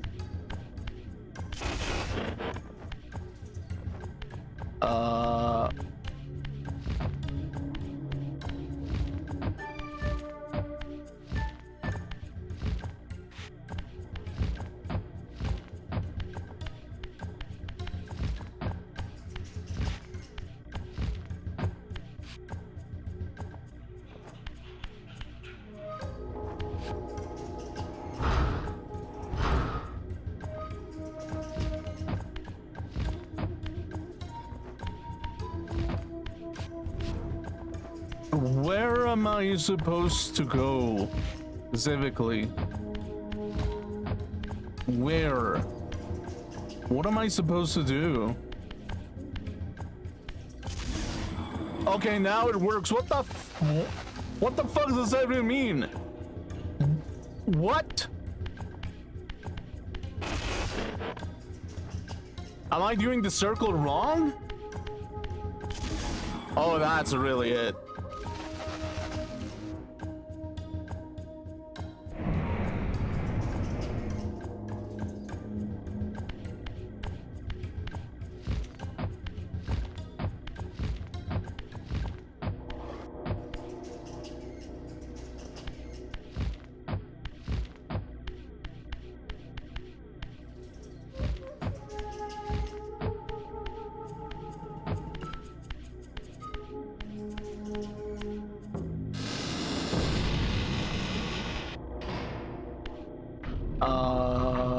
Okay.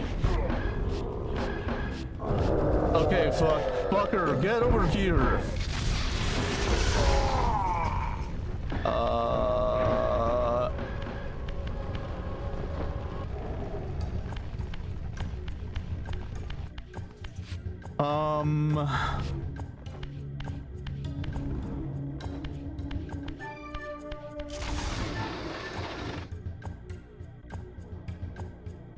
What is this supposed to be, basically?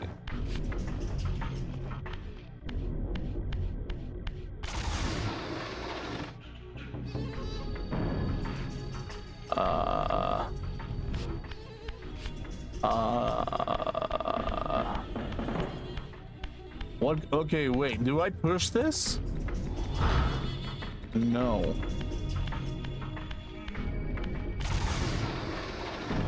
Okay, the red goes into that. Okay, I get it now.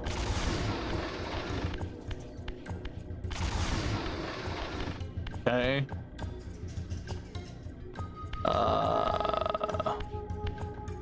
Yellow.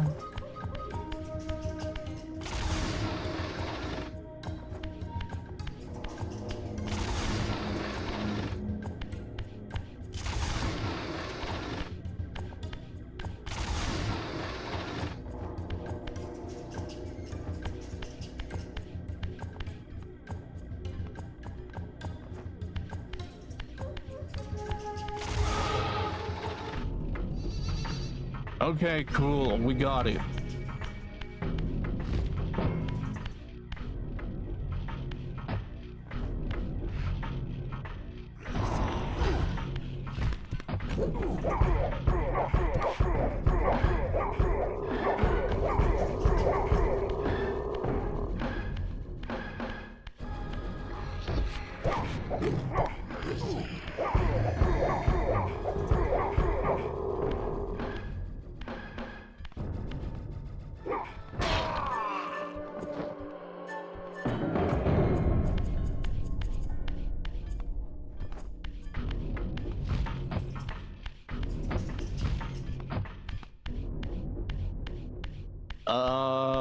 Okay, well, jeez.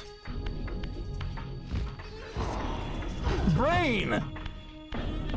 Where the fuck am I going? Okay, cool.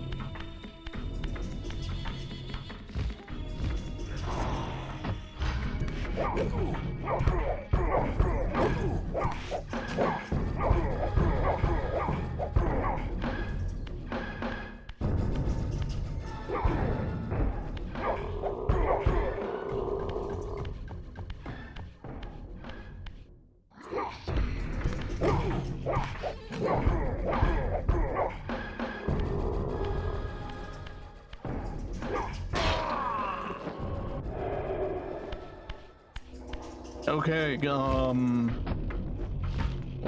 where, dude, what the fuck?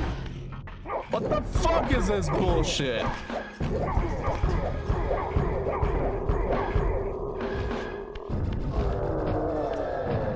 Where am I going? Where am I going? Okay, cool. Yeah.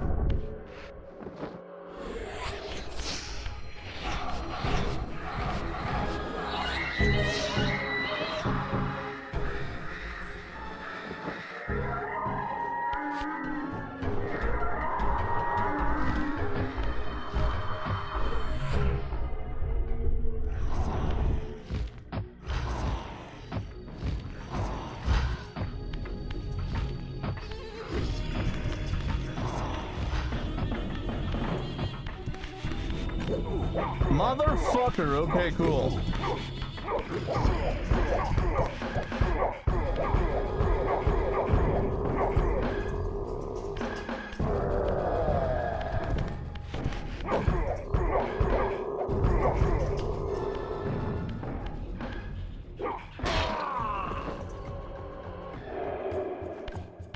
Okay, cool. Where do I go now? Okay,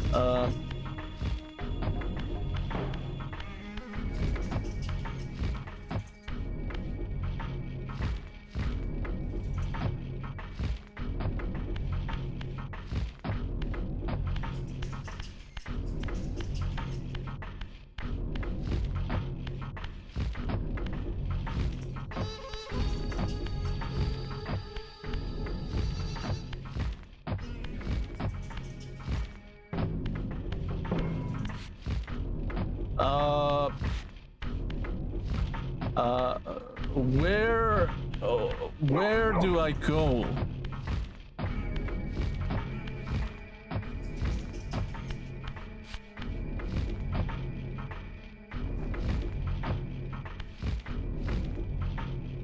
Okay, wait.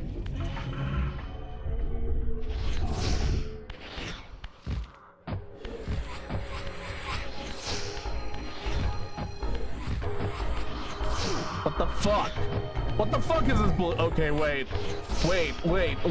Okay,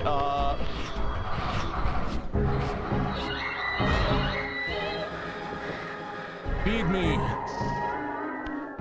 Feed me. Feed the elder god. Oh, feed Raziel. Whoa.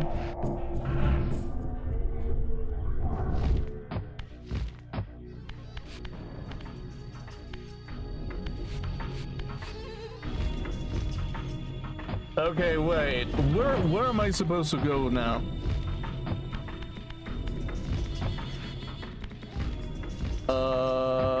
Okay, cool. I feel like it's supposed to be like over here, basically.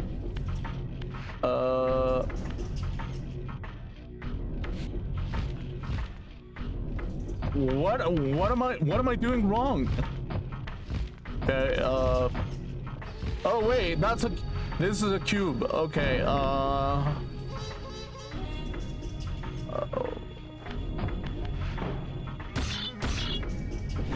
okay, so these can be pushed around.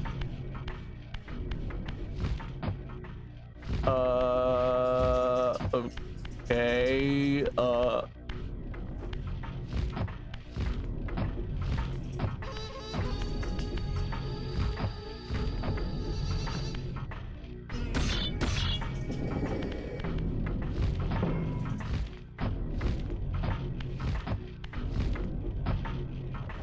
what am I doing here?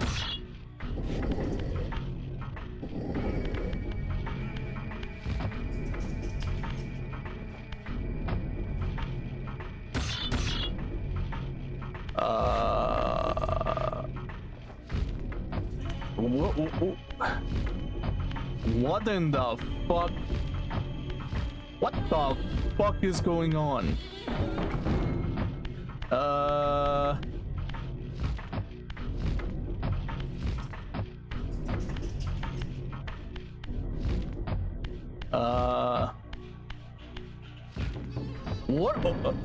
What am I dude, what am I doing? What am I doing here? Feel like, am I supposed to stick my arm in? Okay,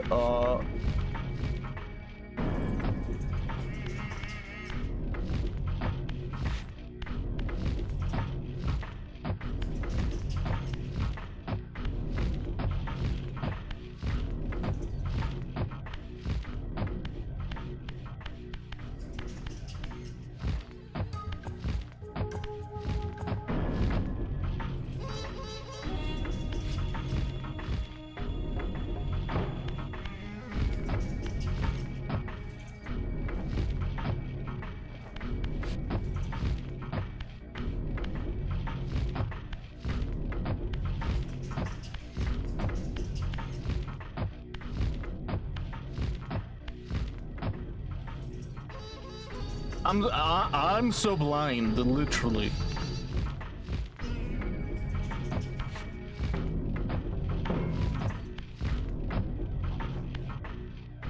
What the fuck? Dude! Okay, am I gonna have to, dude, I'm gonna have to open the booklet again. Okay, wait, before I do that. Okay, before I actually do that,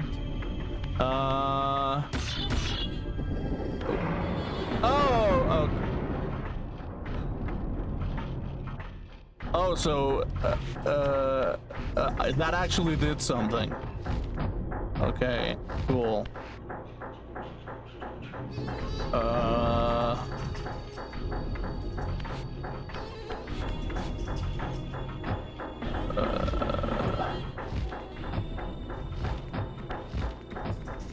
Where am I? What? Spin!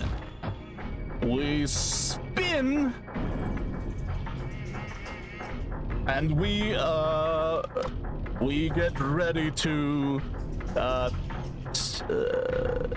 take off. Pocket rocket power. Oh crap. Okay, cool. Okay, okay, what is this? Okay.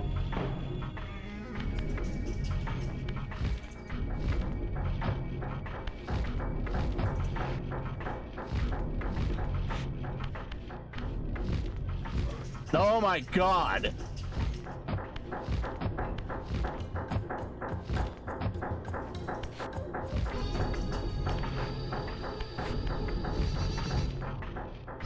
Okay, we're here.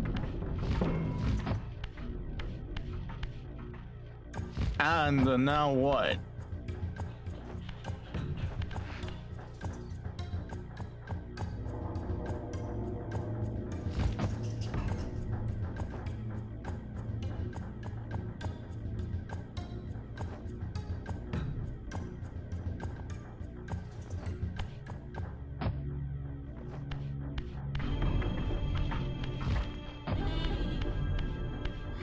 Oh, what the fuck? Dude! Dude! What the fuck is that? Are you gonna punch me like? What are you gonna this is not some motherfucking, jump scare bullshit.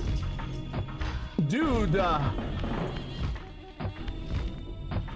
okay, cool.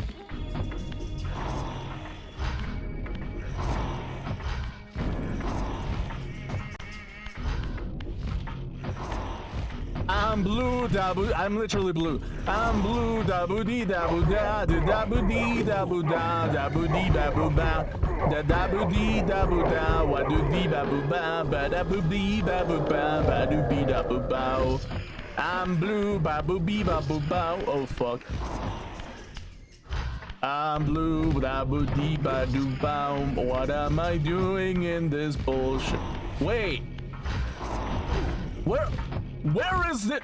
I need a stick. Where's the stick? Stick where? Stick it where?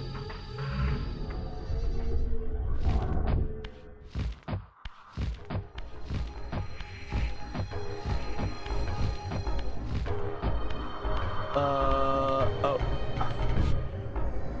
Okay,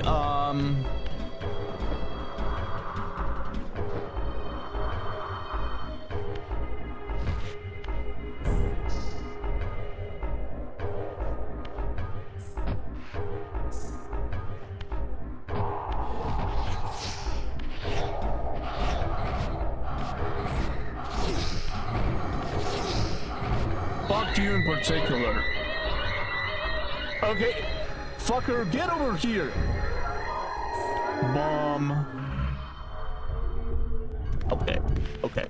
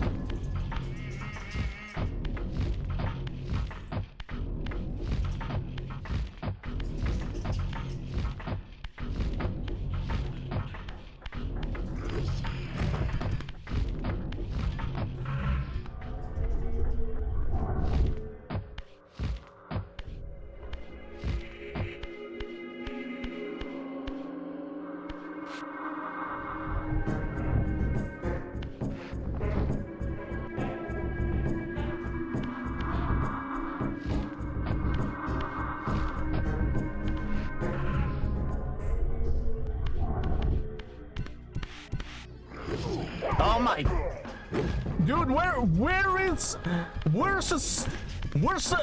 a wall, bike, whatever the fuck. Where is it? Dude, this game is literally telling me to motherfucking do it like full HP this entire fucking time. Like, oh my god. Oh my god, Joe.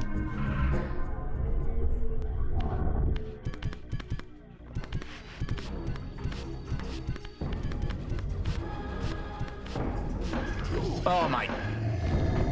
Oh, fucking damn it. Fuck this game. Fuck this game. I still love this game. I still love this game.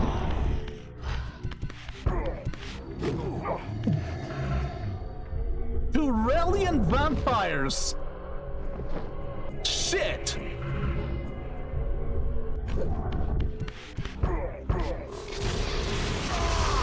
Finally, okay, that took a hot loads. Yeah.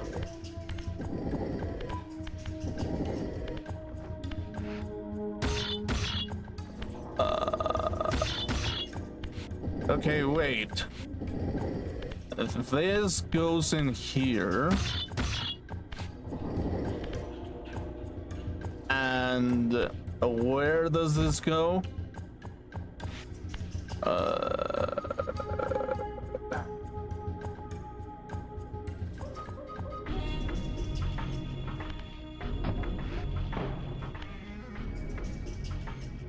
Okay, it goes here, but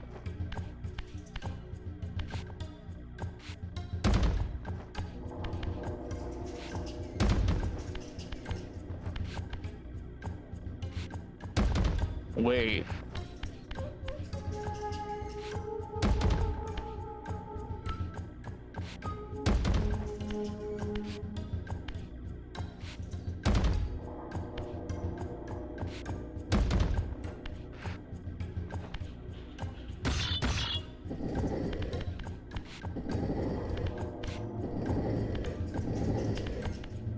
That has to be it, right? Yeah.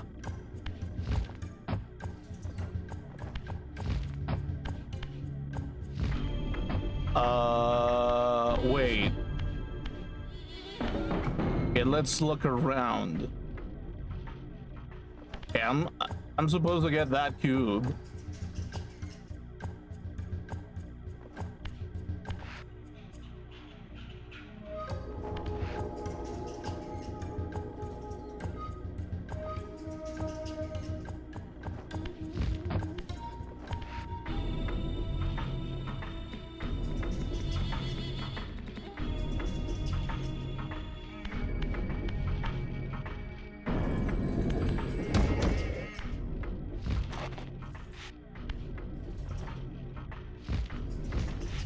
Okay, we got it.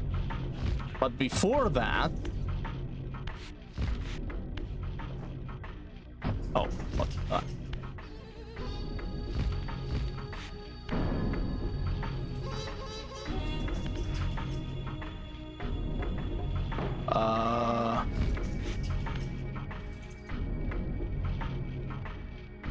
Before that, I literally need to go over here.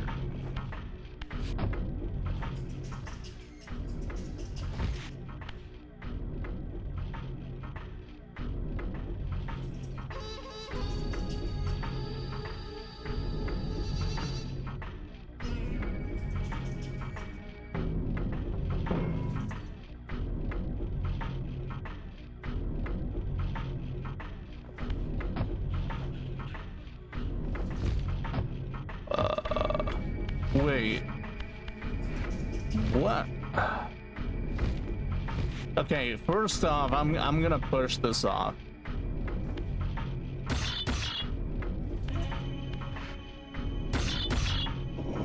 Okay, cool.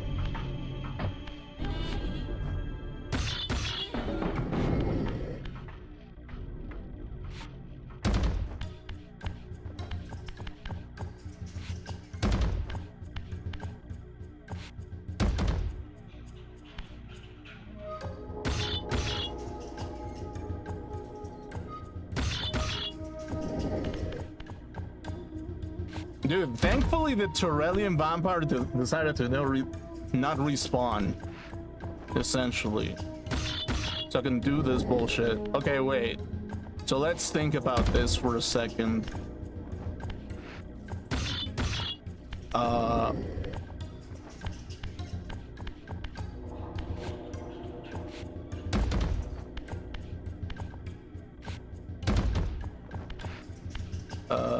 Wait.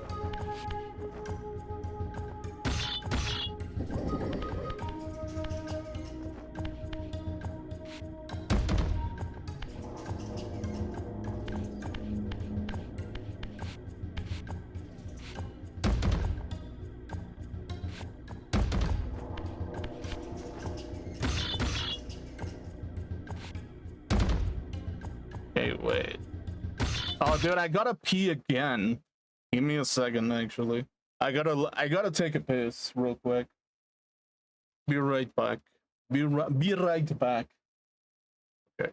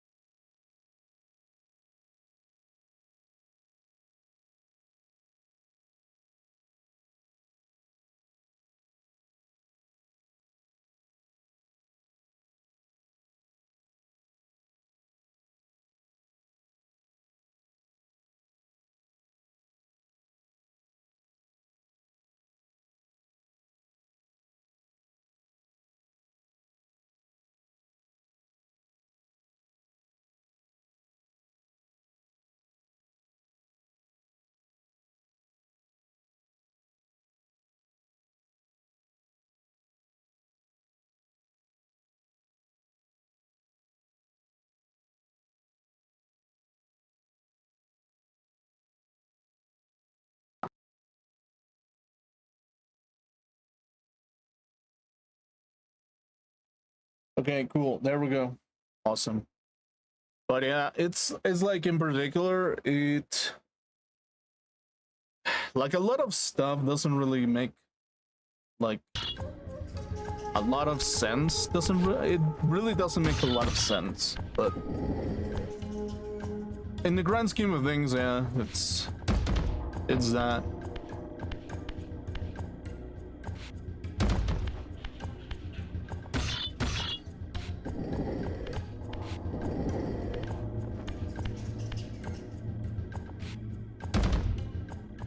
Okay, wait.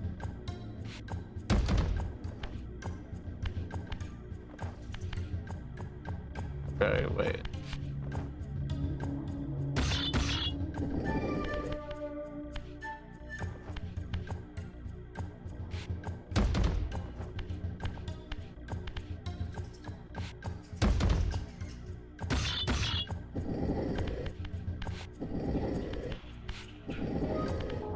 Okay.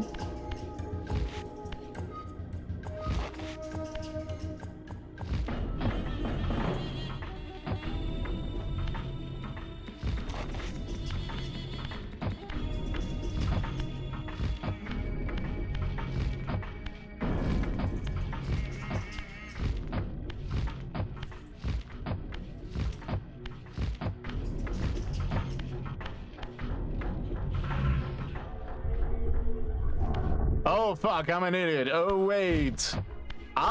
Dude, I'm literally an idiot. Oh fucking god.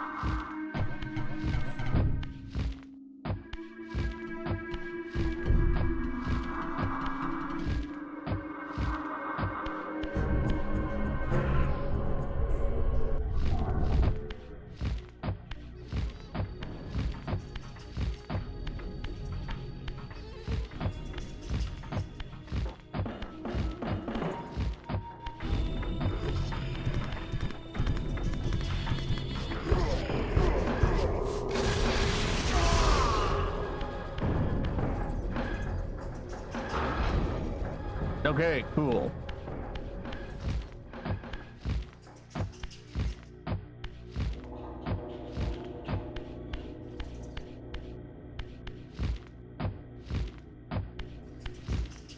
Okay, this is perfect. Okay.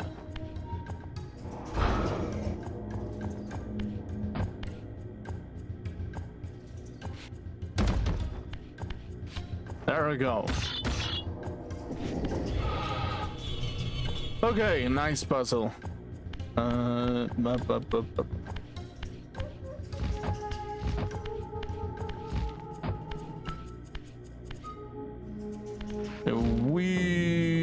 Okay.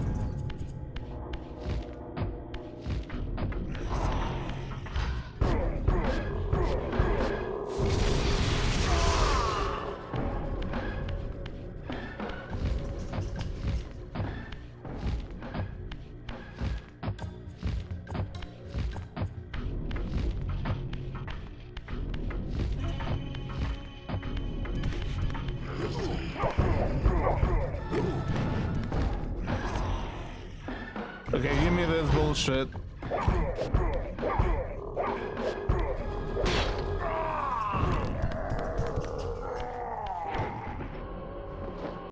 Okay, cool.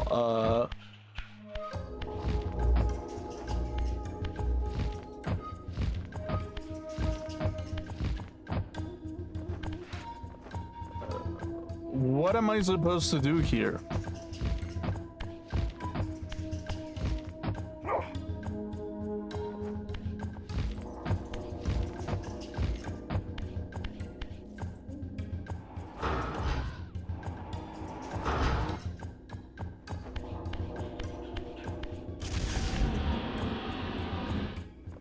Okay. But what does this mean?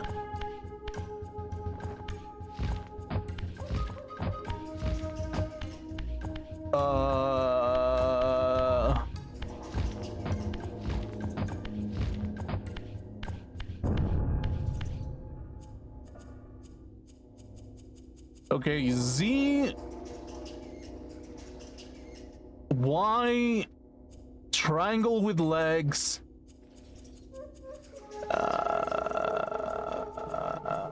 O's.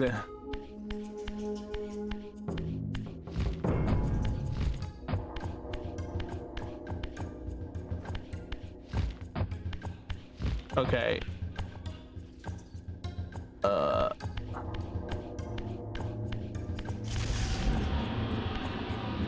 Triangle with legs. Oh.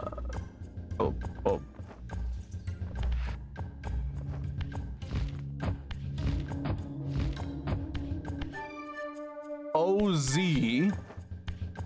Okay, so that's fine. And Y.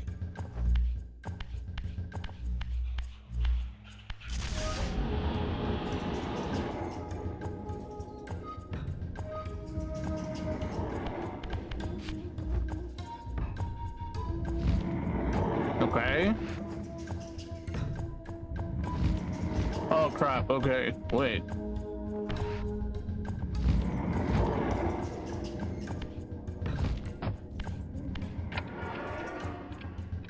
What is this?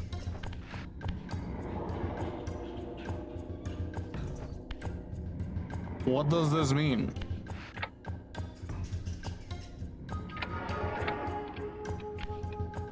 Is it timed?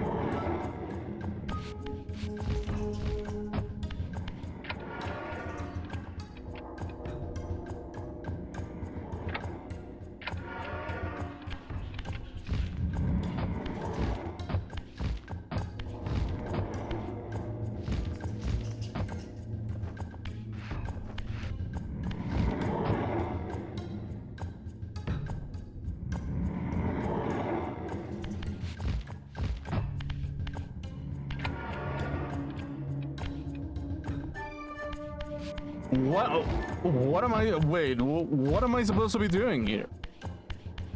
The fuck? Okay.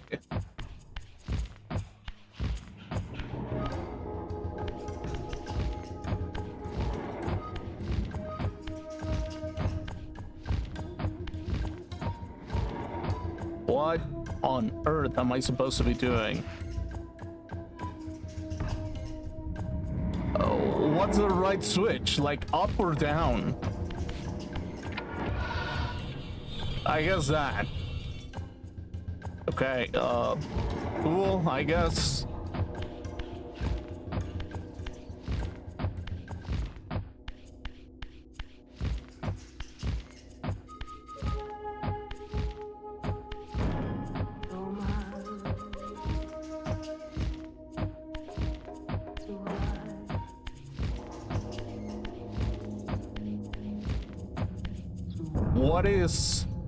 What the hell is this, actually?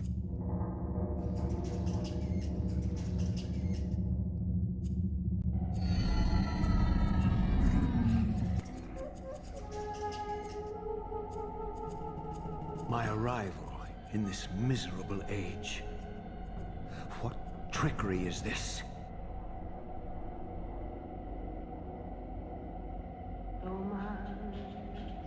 It is no illusion, Raziel, but a glimpse into the currents of time itself.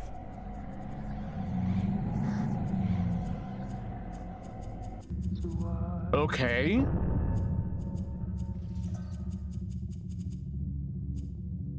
It is but a mirror, I guess.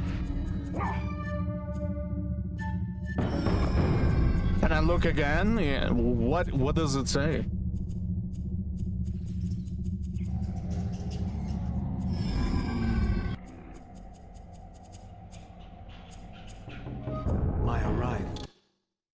Okay. in this miserable age.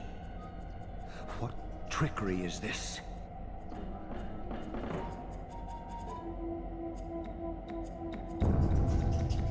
It is no illusion, Raziel, but a glimpse into the currents of time itself.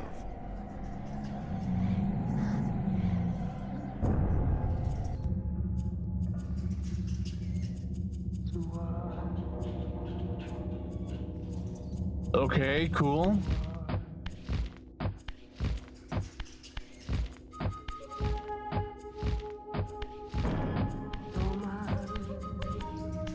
Oh, what is this? What is this supposed to be?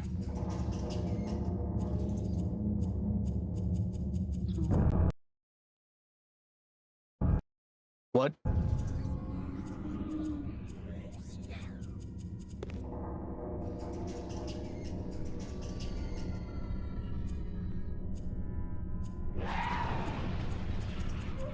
Right, so that happens. Torment me. Has this all been foretold?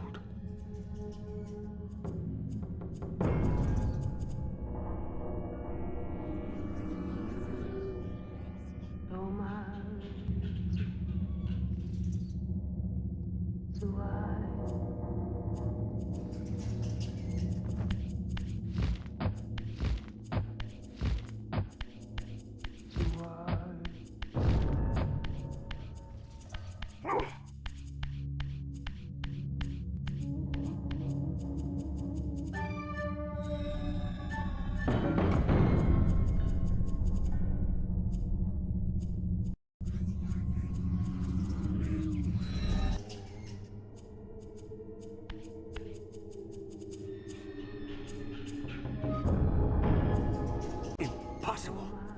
This must be one of Kain's deceptions.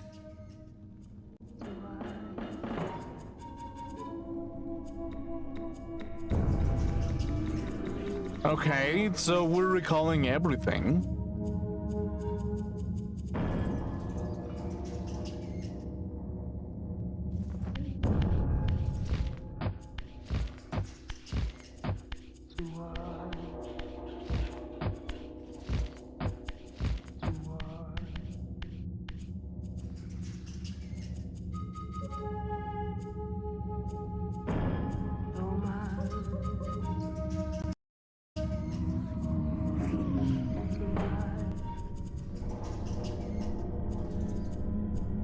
My mind reels with conflict. Does Kain await me moments from now? Or in some century yet to come?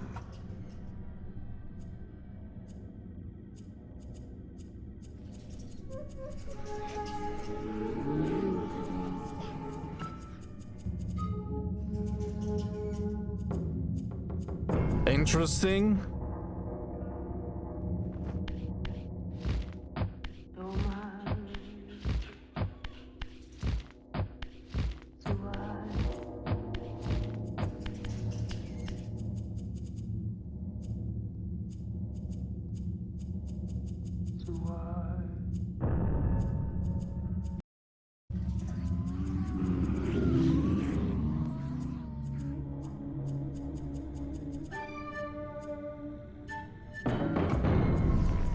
This cannot be.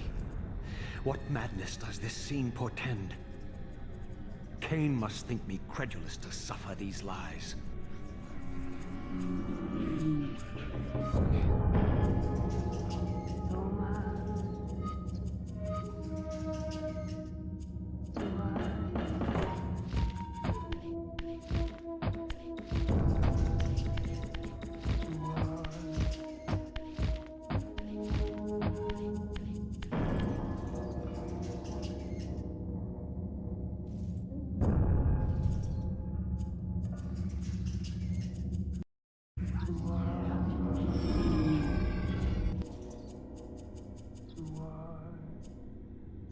Is this phantasm a conjuration of my mind, or an echo of future events? I don't know, which one is it?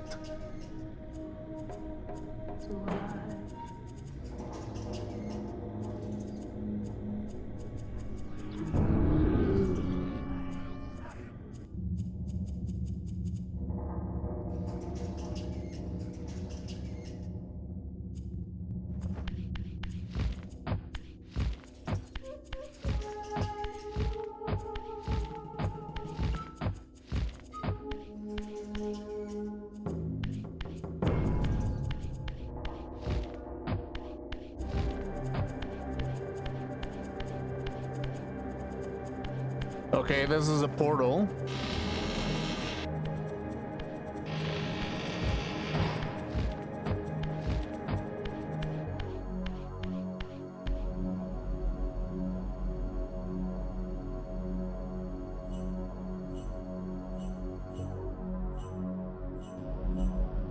Okay. Am I near the end?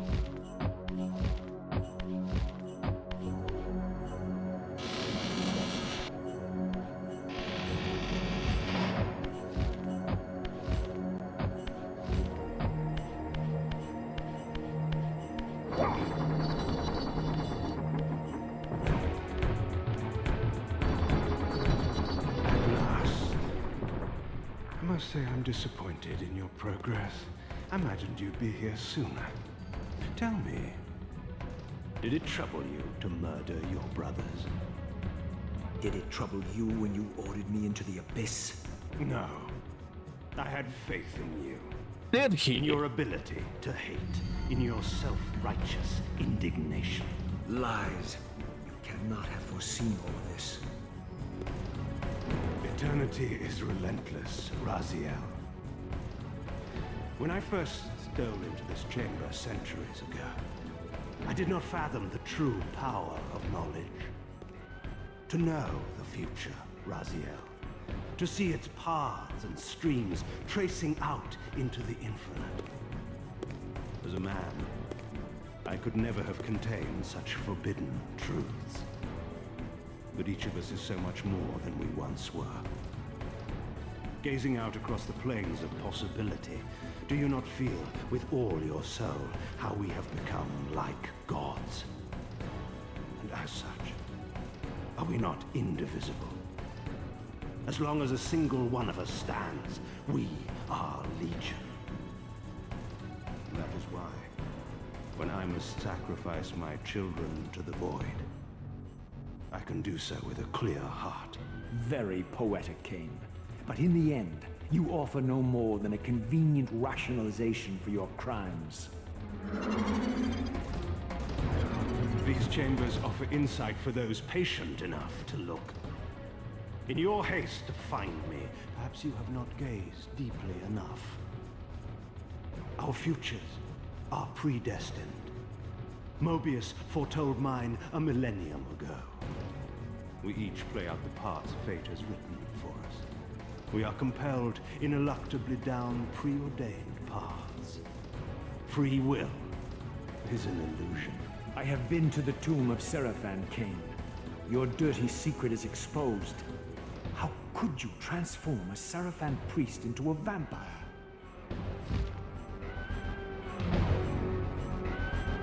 How could I not? One must keep his friends close, Raziel, and his enemies even closer. Can you grasp the absurd beauty of the paradox? We're the same. Seraphan and vampire. With our holy wars, our obsession with Nosgoth's domination, who better to serve me than those whose passion transcends all notions of good and evil? I will not applaud your clever blasphemy. The Seraphan were saviors, defending Nosgoth from the corruption that we represent. Were they? Eyes are opened, Kain. I find no nobility in the unlife you rudely forced on my unwilling corpse. You may have uncovered your past, but you know nothing of it. You think the Seraphan were noble, altruistic? Don't be simple. Their agenda was the same as ours. You are lost in a maze of moral relativism, Kain. These apparitions and portents. What game are you playing now? Destiny is a game, is it not? And now, you await my latest move.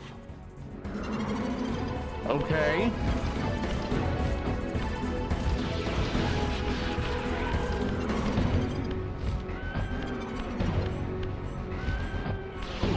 Oh, fuck.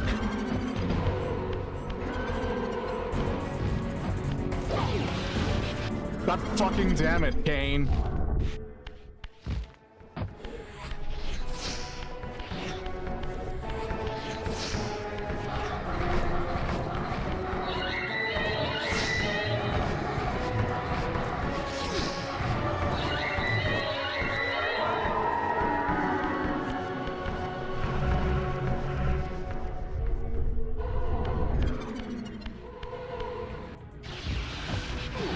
Oh my fucking god.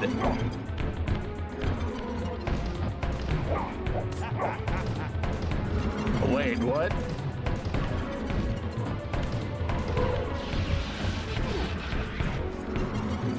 What do I do now?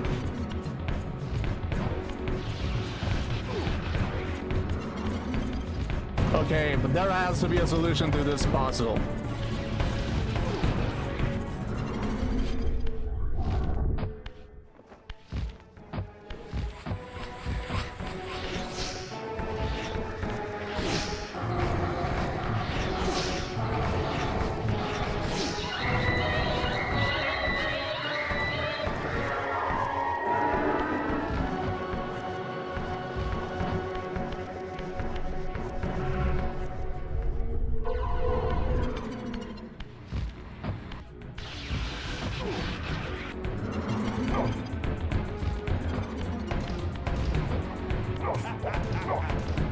Okay.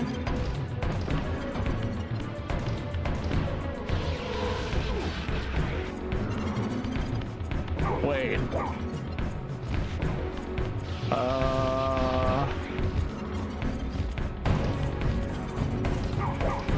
Okay, option number 2. Constrict him.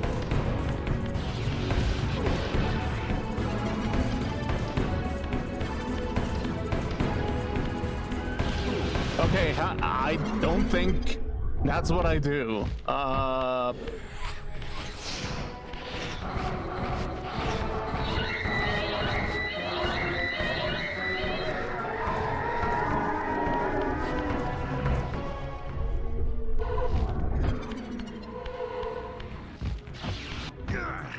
Okay.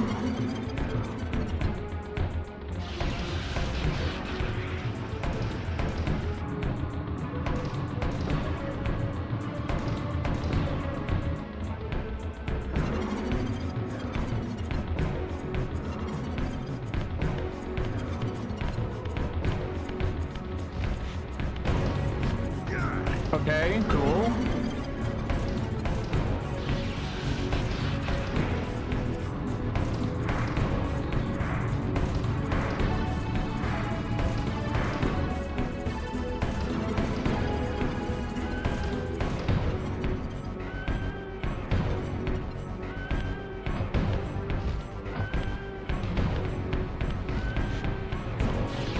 Oh, fuck, okay.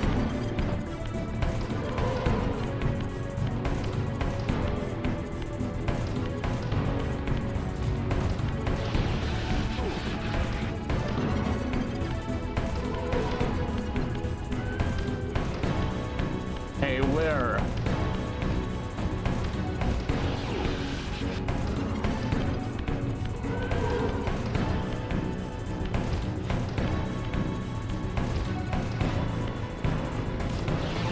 Oh my fucking god.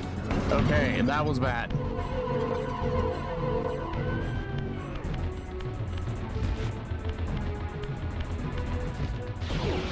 God.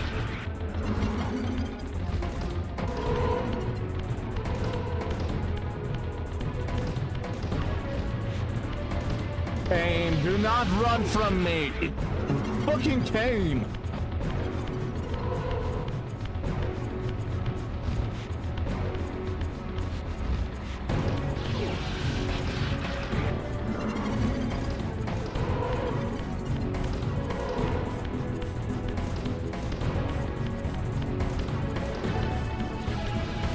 Oh fuck, okay.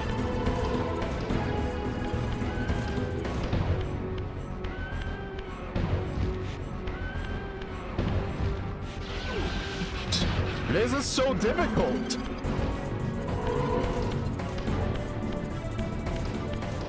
It's like I kinda have to predict where he's gonna go.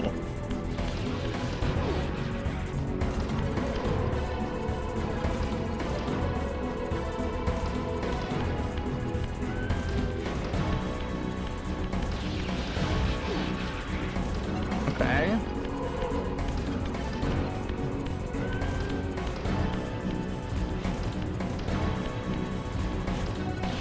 Dude, every time.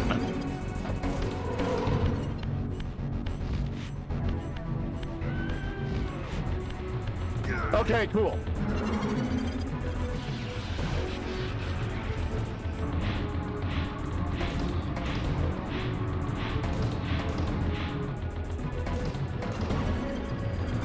You nearly had me, Raziel. But this is not where or how it ends. Fate promises more twists before this drama unfolds completely.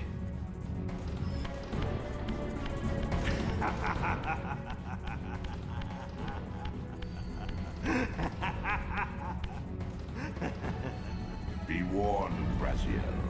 Once you cross this threshold, you are beyond my influence.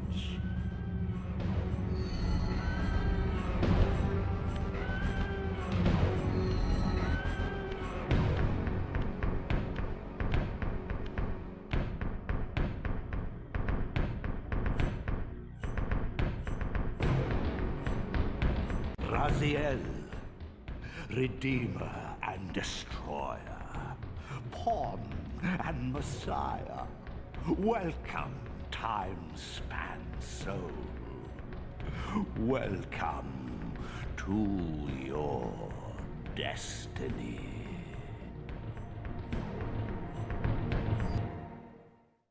Where time is but a loop, a loose stitch in the universal cloth. A streamer might seize upon a chance, a fatal slip, and plunge the fate of planets into chaos.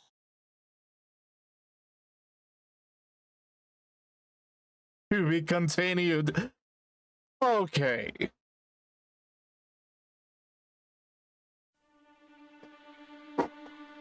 Well.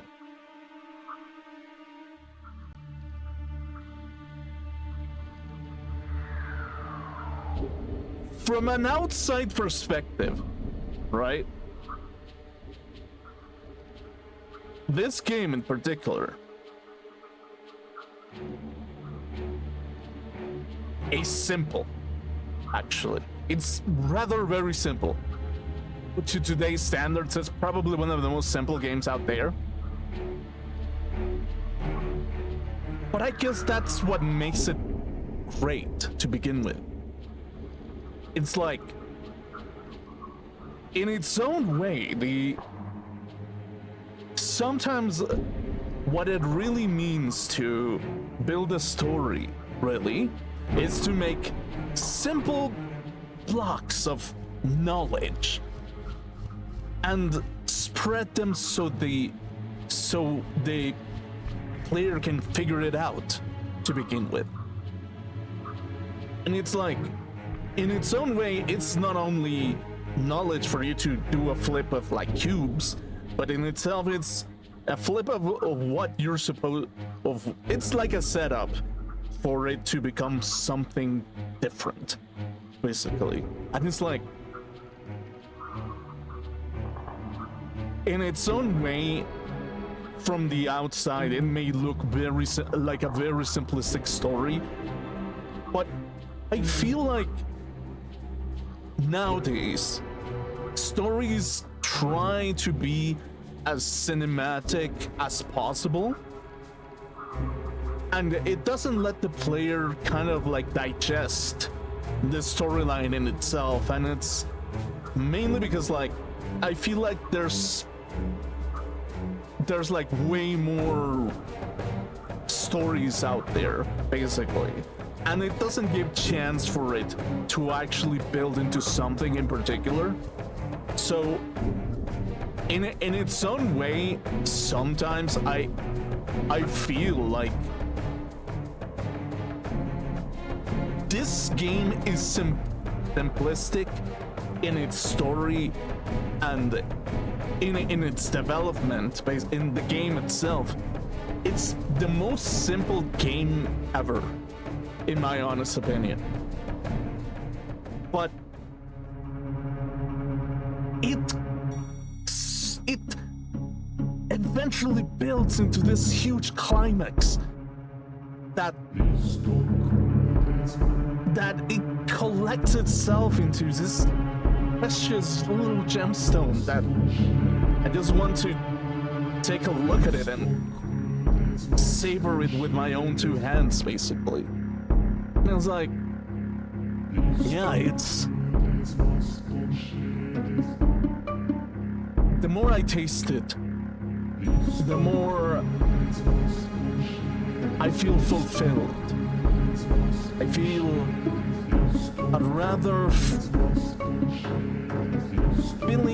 a feeling of satisfaction in its own way that I feel not a lot of people can really like. I don't feel like a lot of people get this kind of satisfaction out of a simple story, but to me, this story is very... It suffices. It's alright. It satisfies my needs. And it makes me... The game itself is...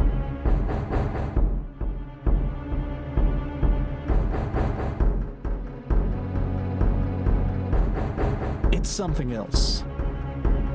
The ambience is something else. I cannot understand it.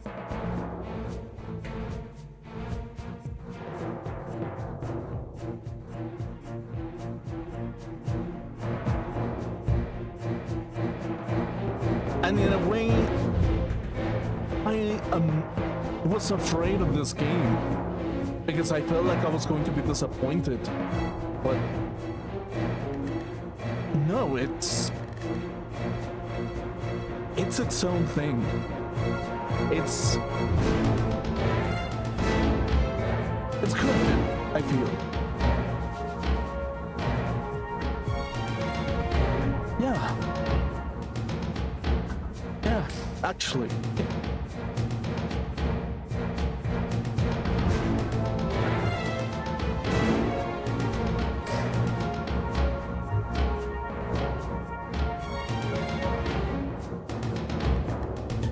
Not bad in its own way. The inner vampire without me just loves this masterpiece in its own way.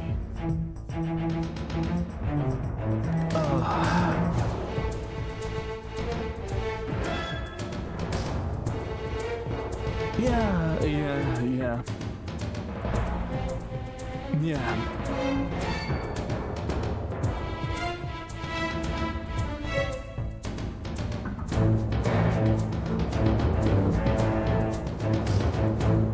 I got not a lot of words for this in particular. It's something. It's something.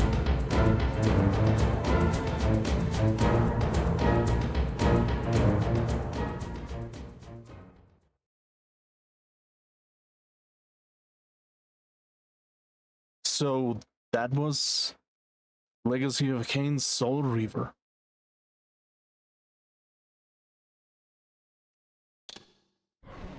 And wait.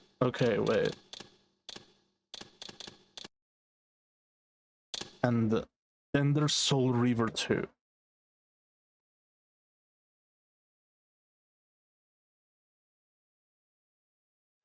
Okay, so I'm gonna take a break from this sequel. I want to digest the game itself a little bit. But yeah, it's from a retro perspective, this game is really simple at what it wants to do specifically. It's very simple, and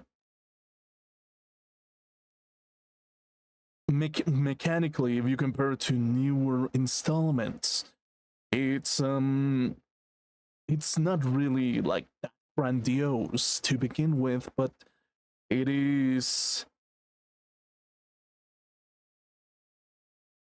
something so impactful to me for some reason. it's like, it's dumb. It's a ghoul that has the Soul Reaver, but for some reason I empathize with this Soul Reaver, like that's yeah, it's like, for some reason I find some kind of uncanny feeling that this is a fragment of my life to begin with. It's a blade in its own way, kind of like Raziel, and it's sometimes it's a blade that just keeps on giving, no matter how much time passes. It's timeless, kind of. And yeah, it's rather emotional, really. It is something that, for some reason, it makes me happy. It makes me very happy to see it.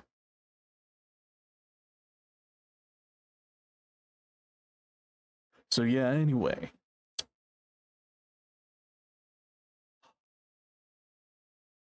It's just the vibes that this game gives are unmeasurable. And it's sublime. It's incomprehensible to me.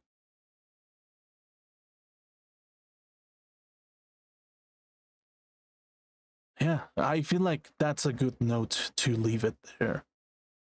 I had a great time with this game.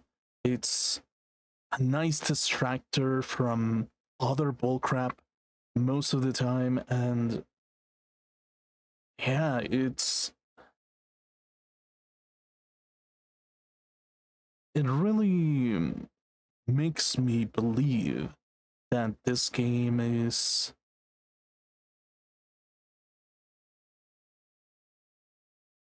just a huge fragment of me for some reason.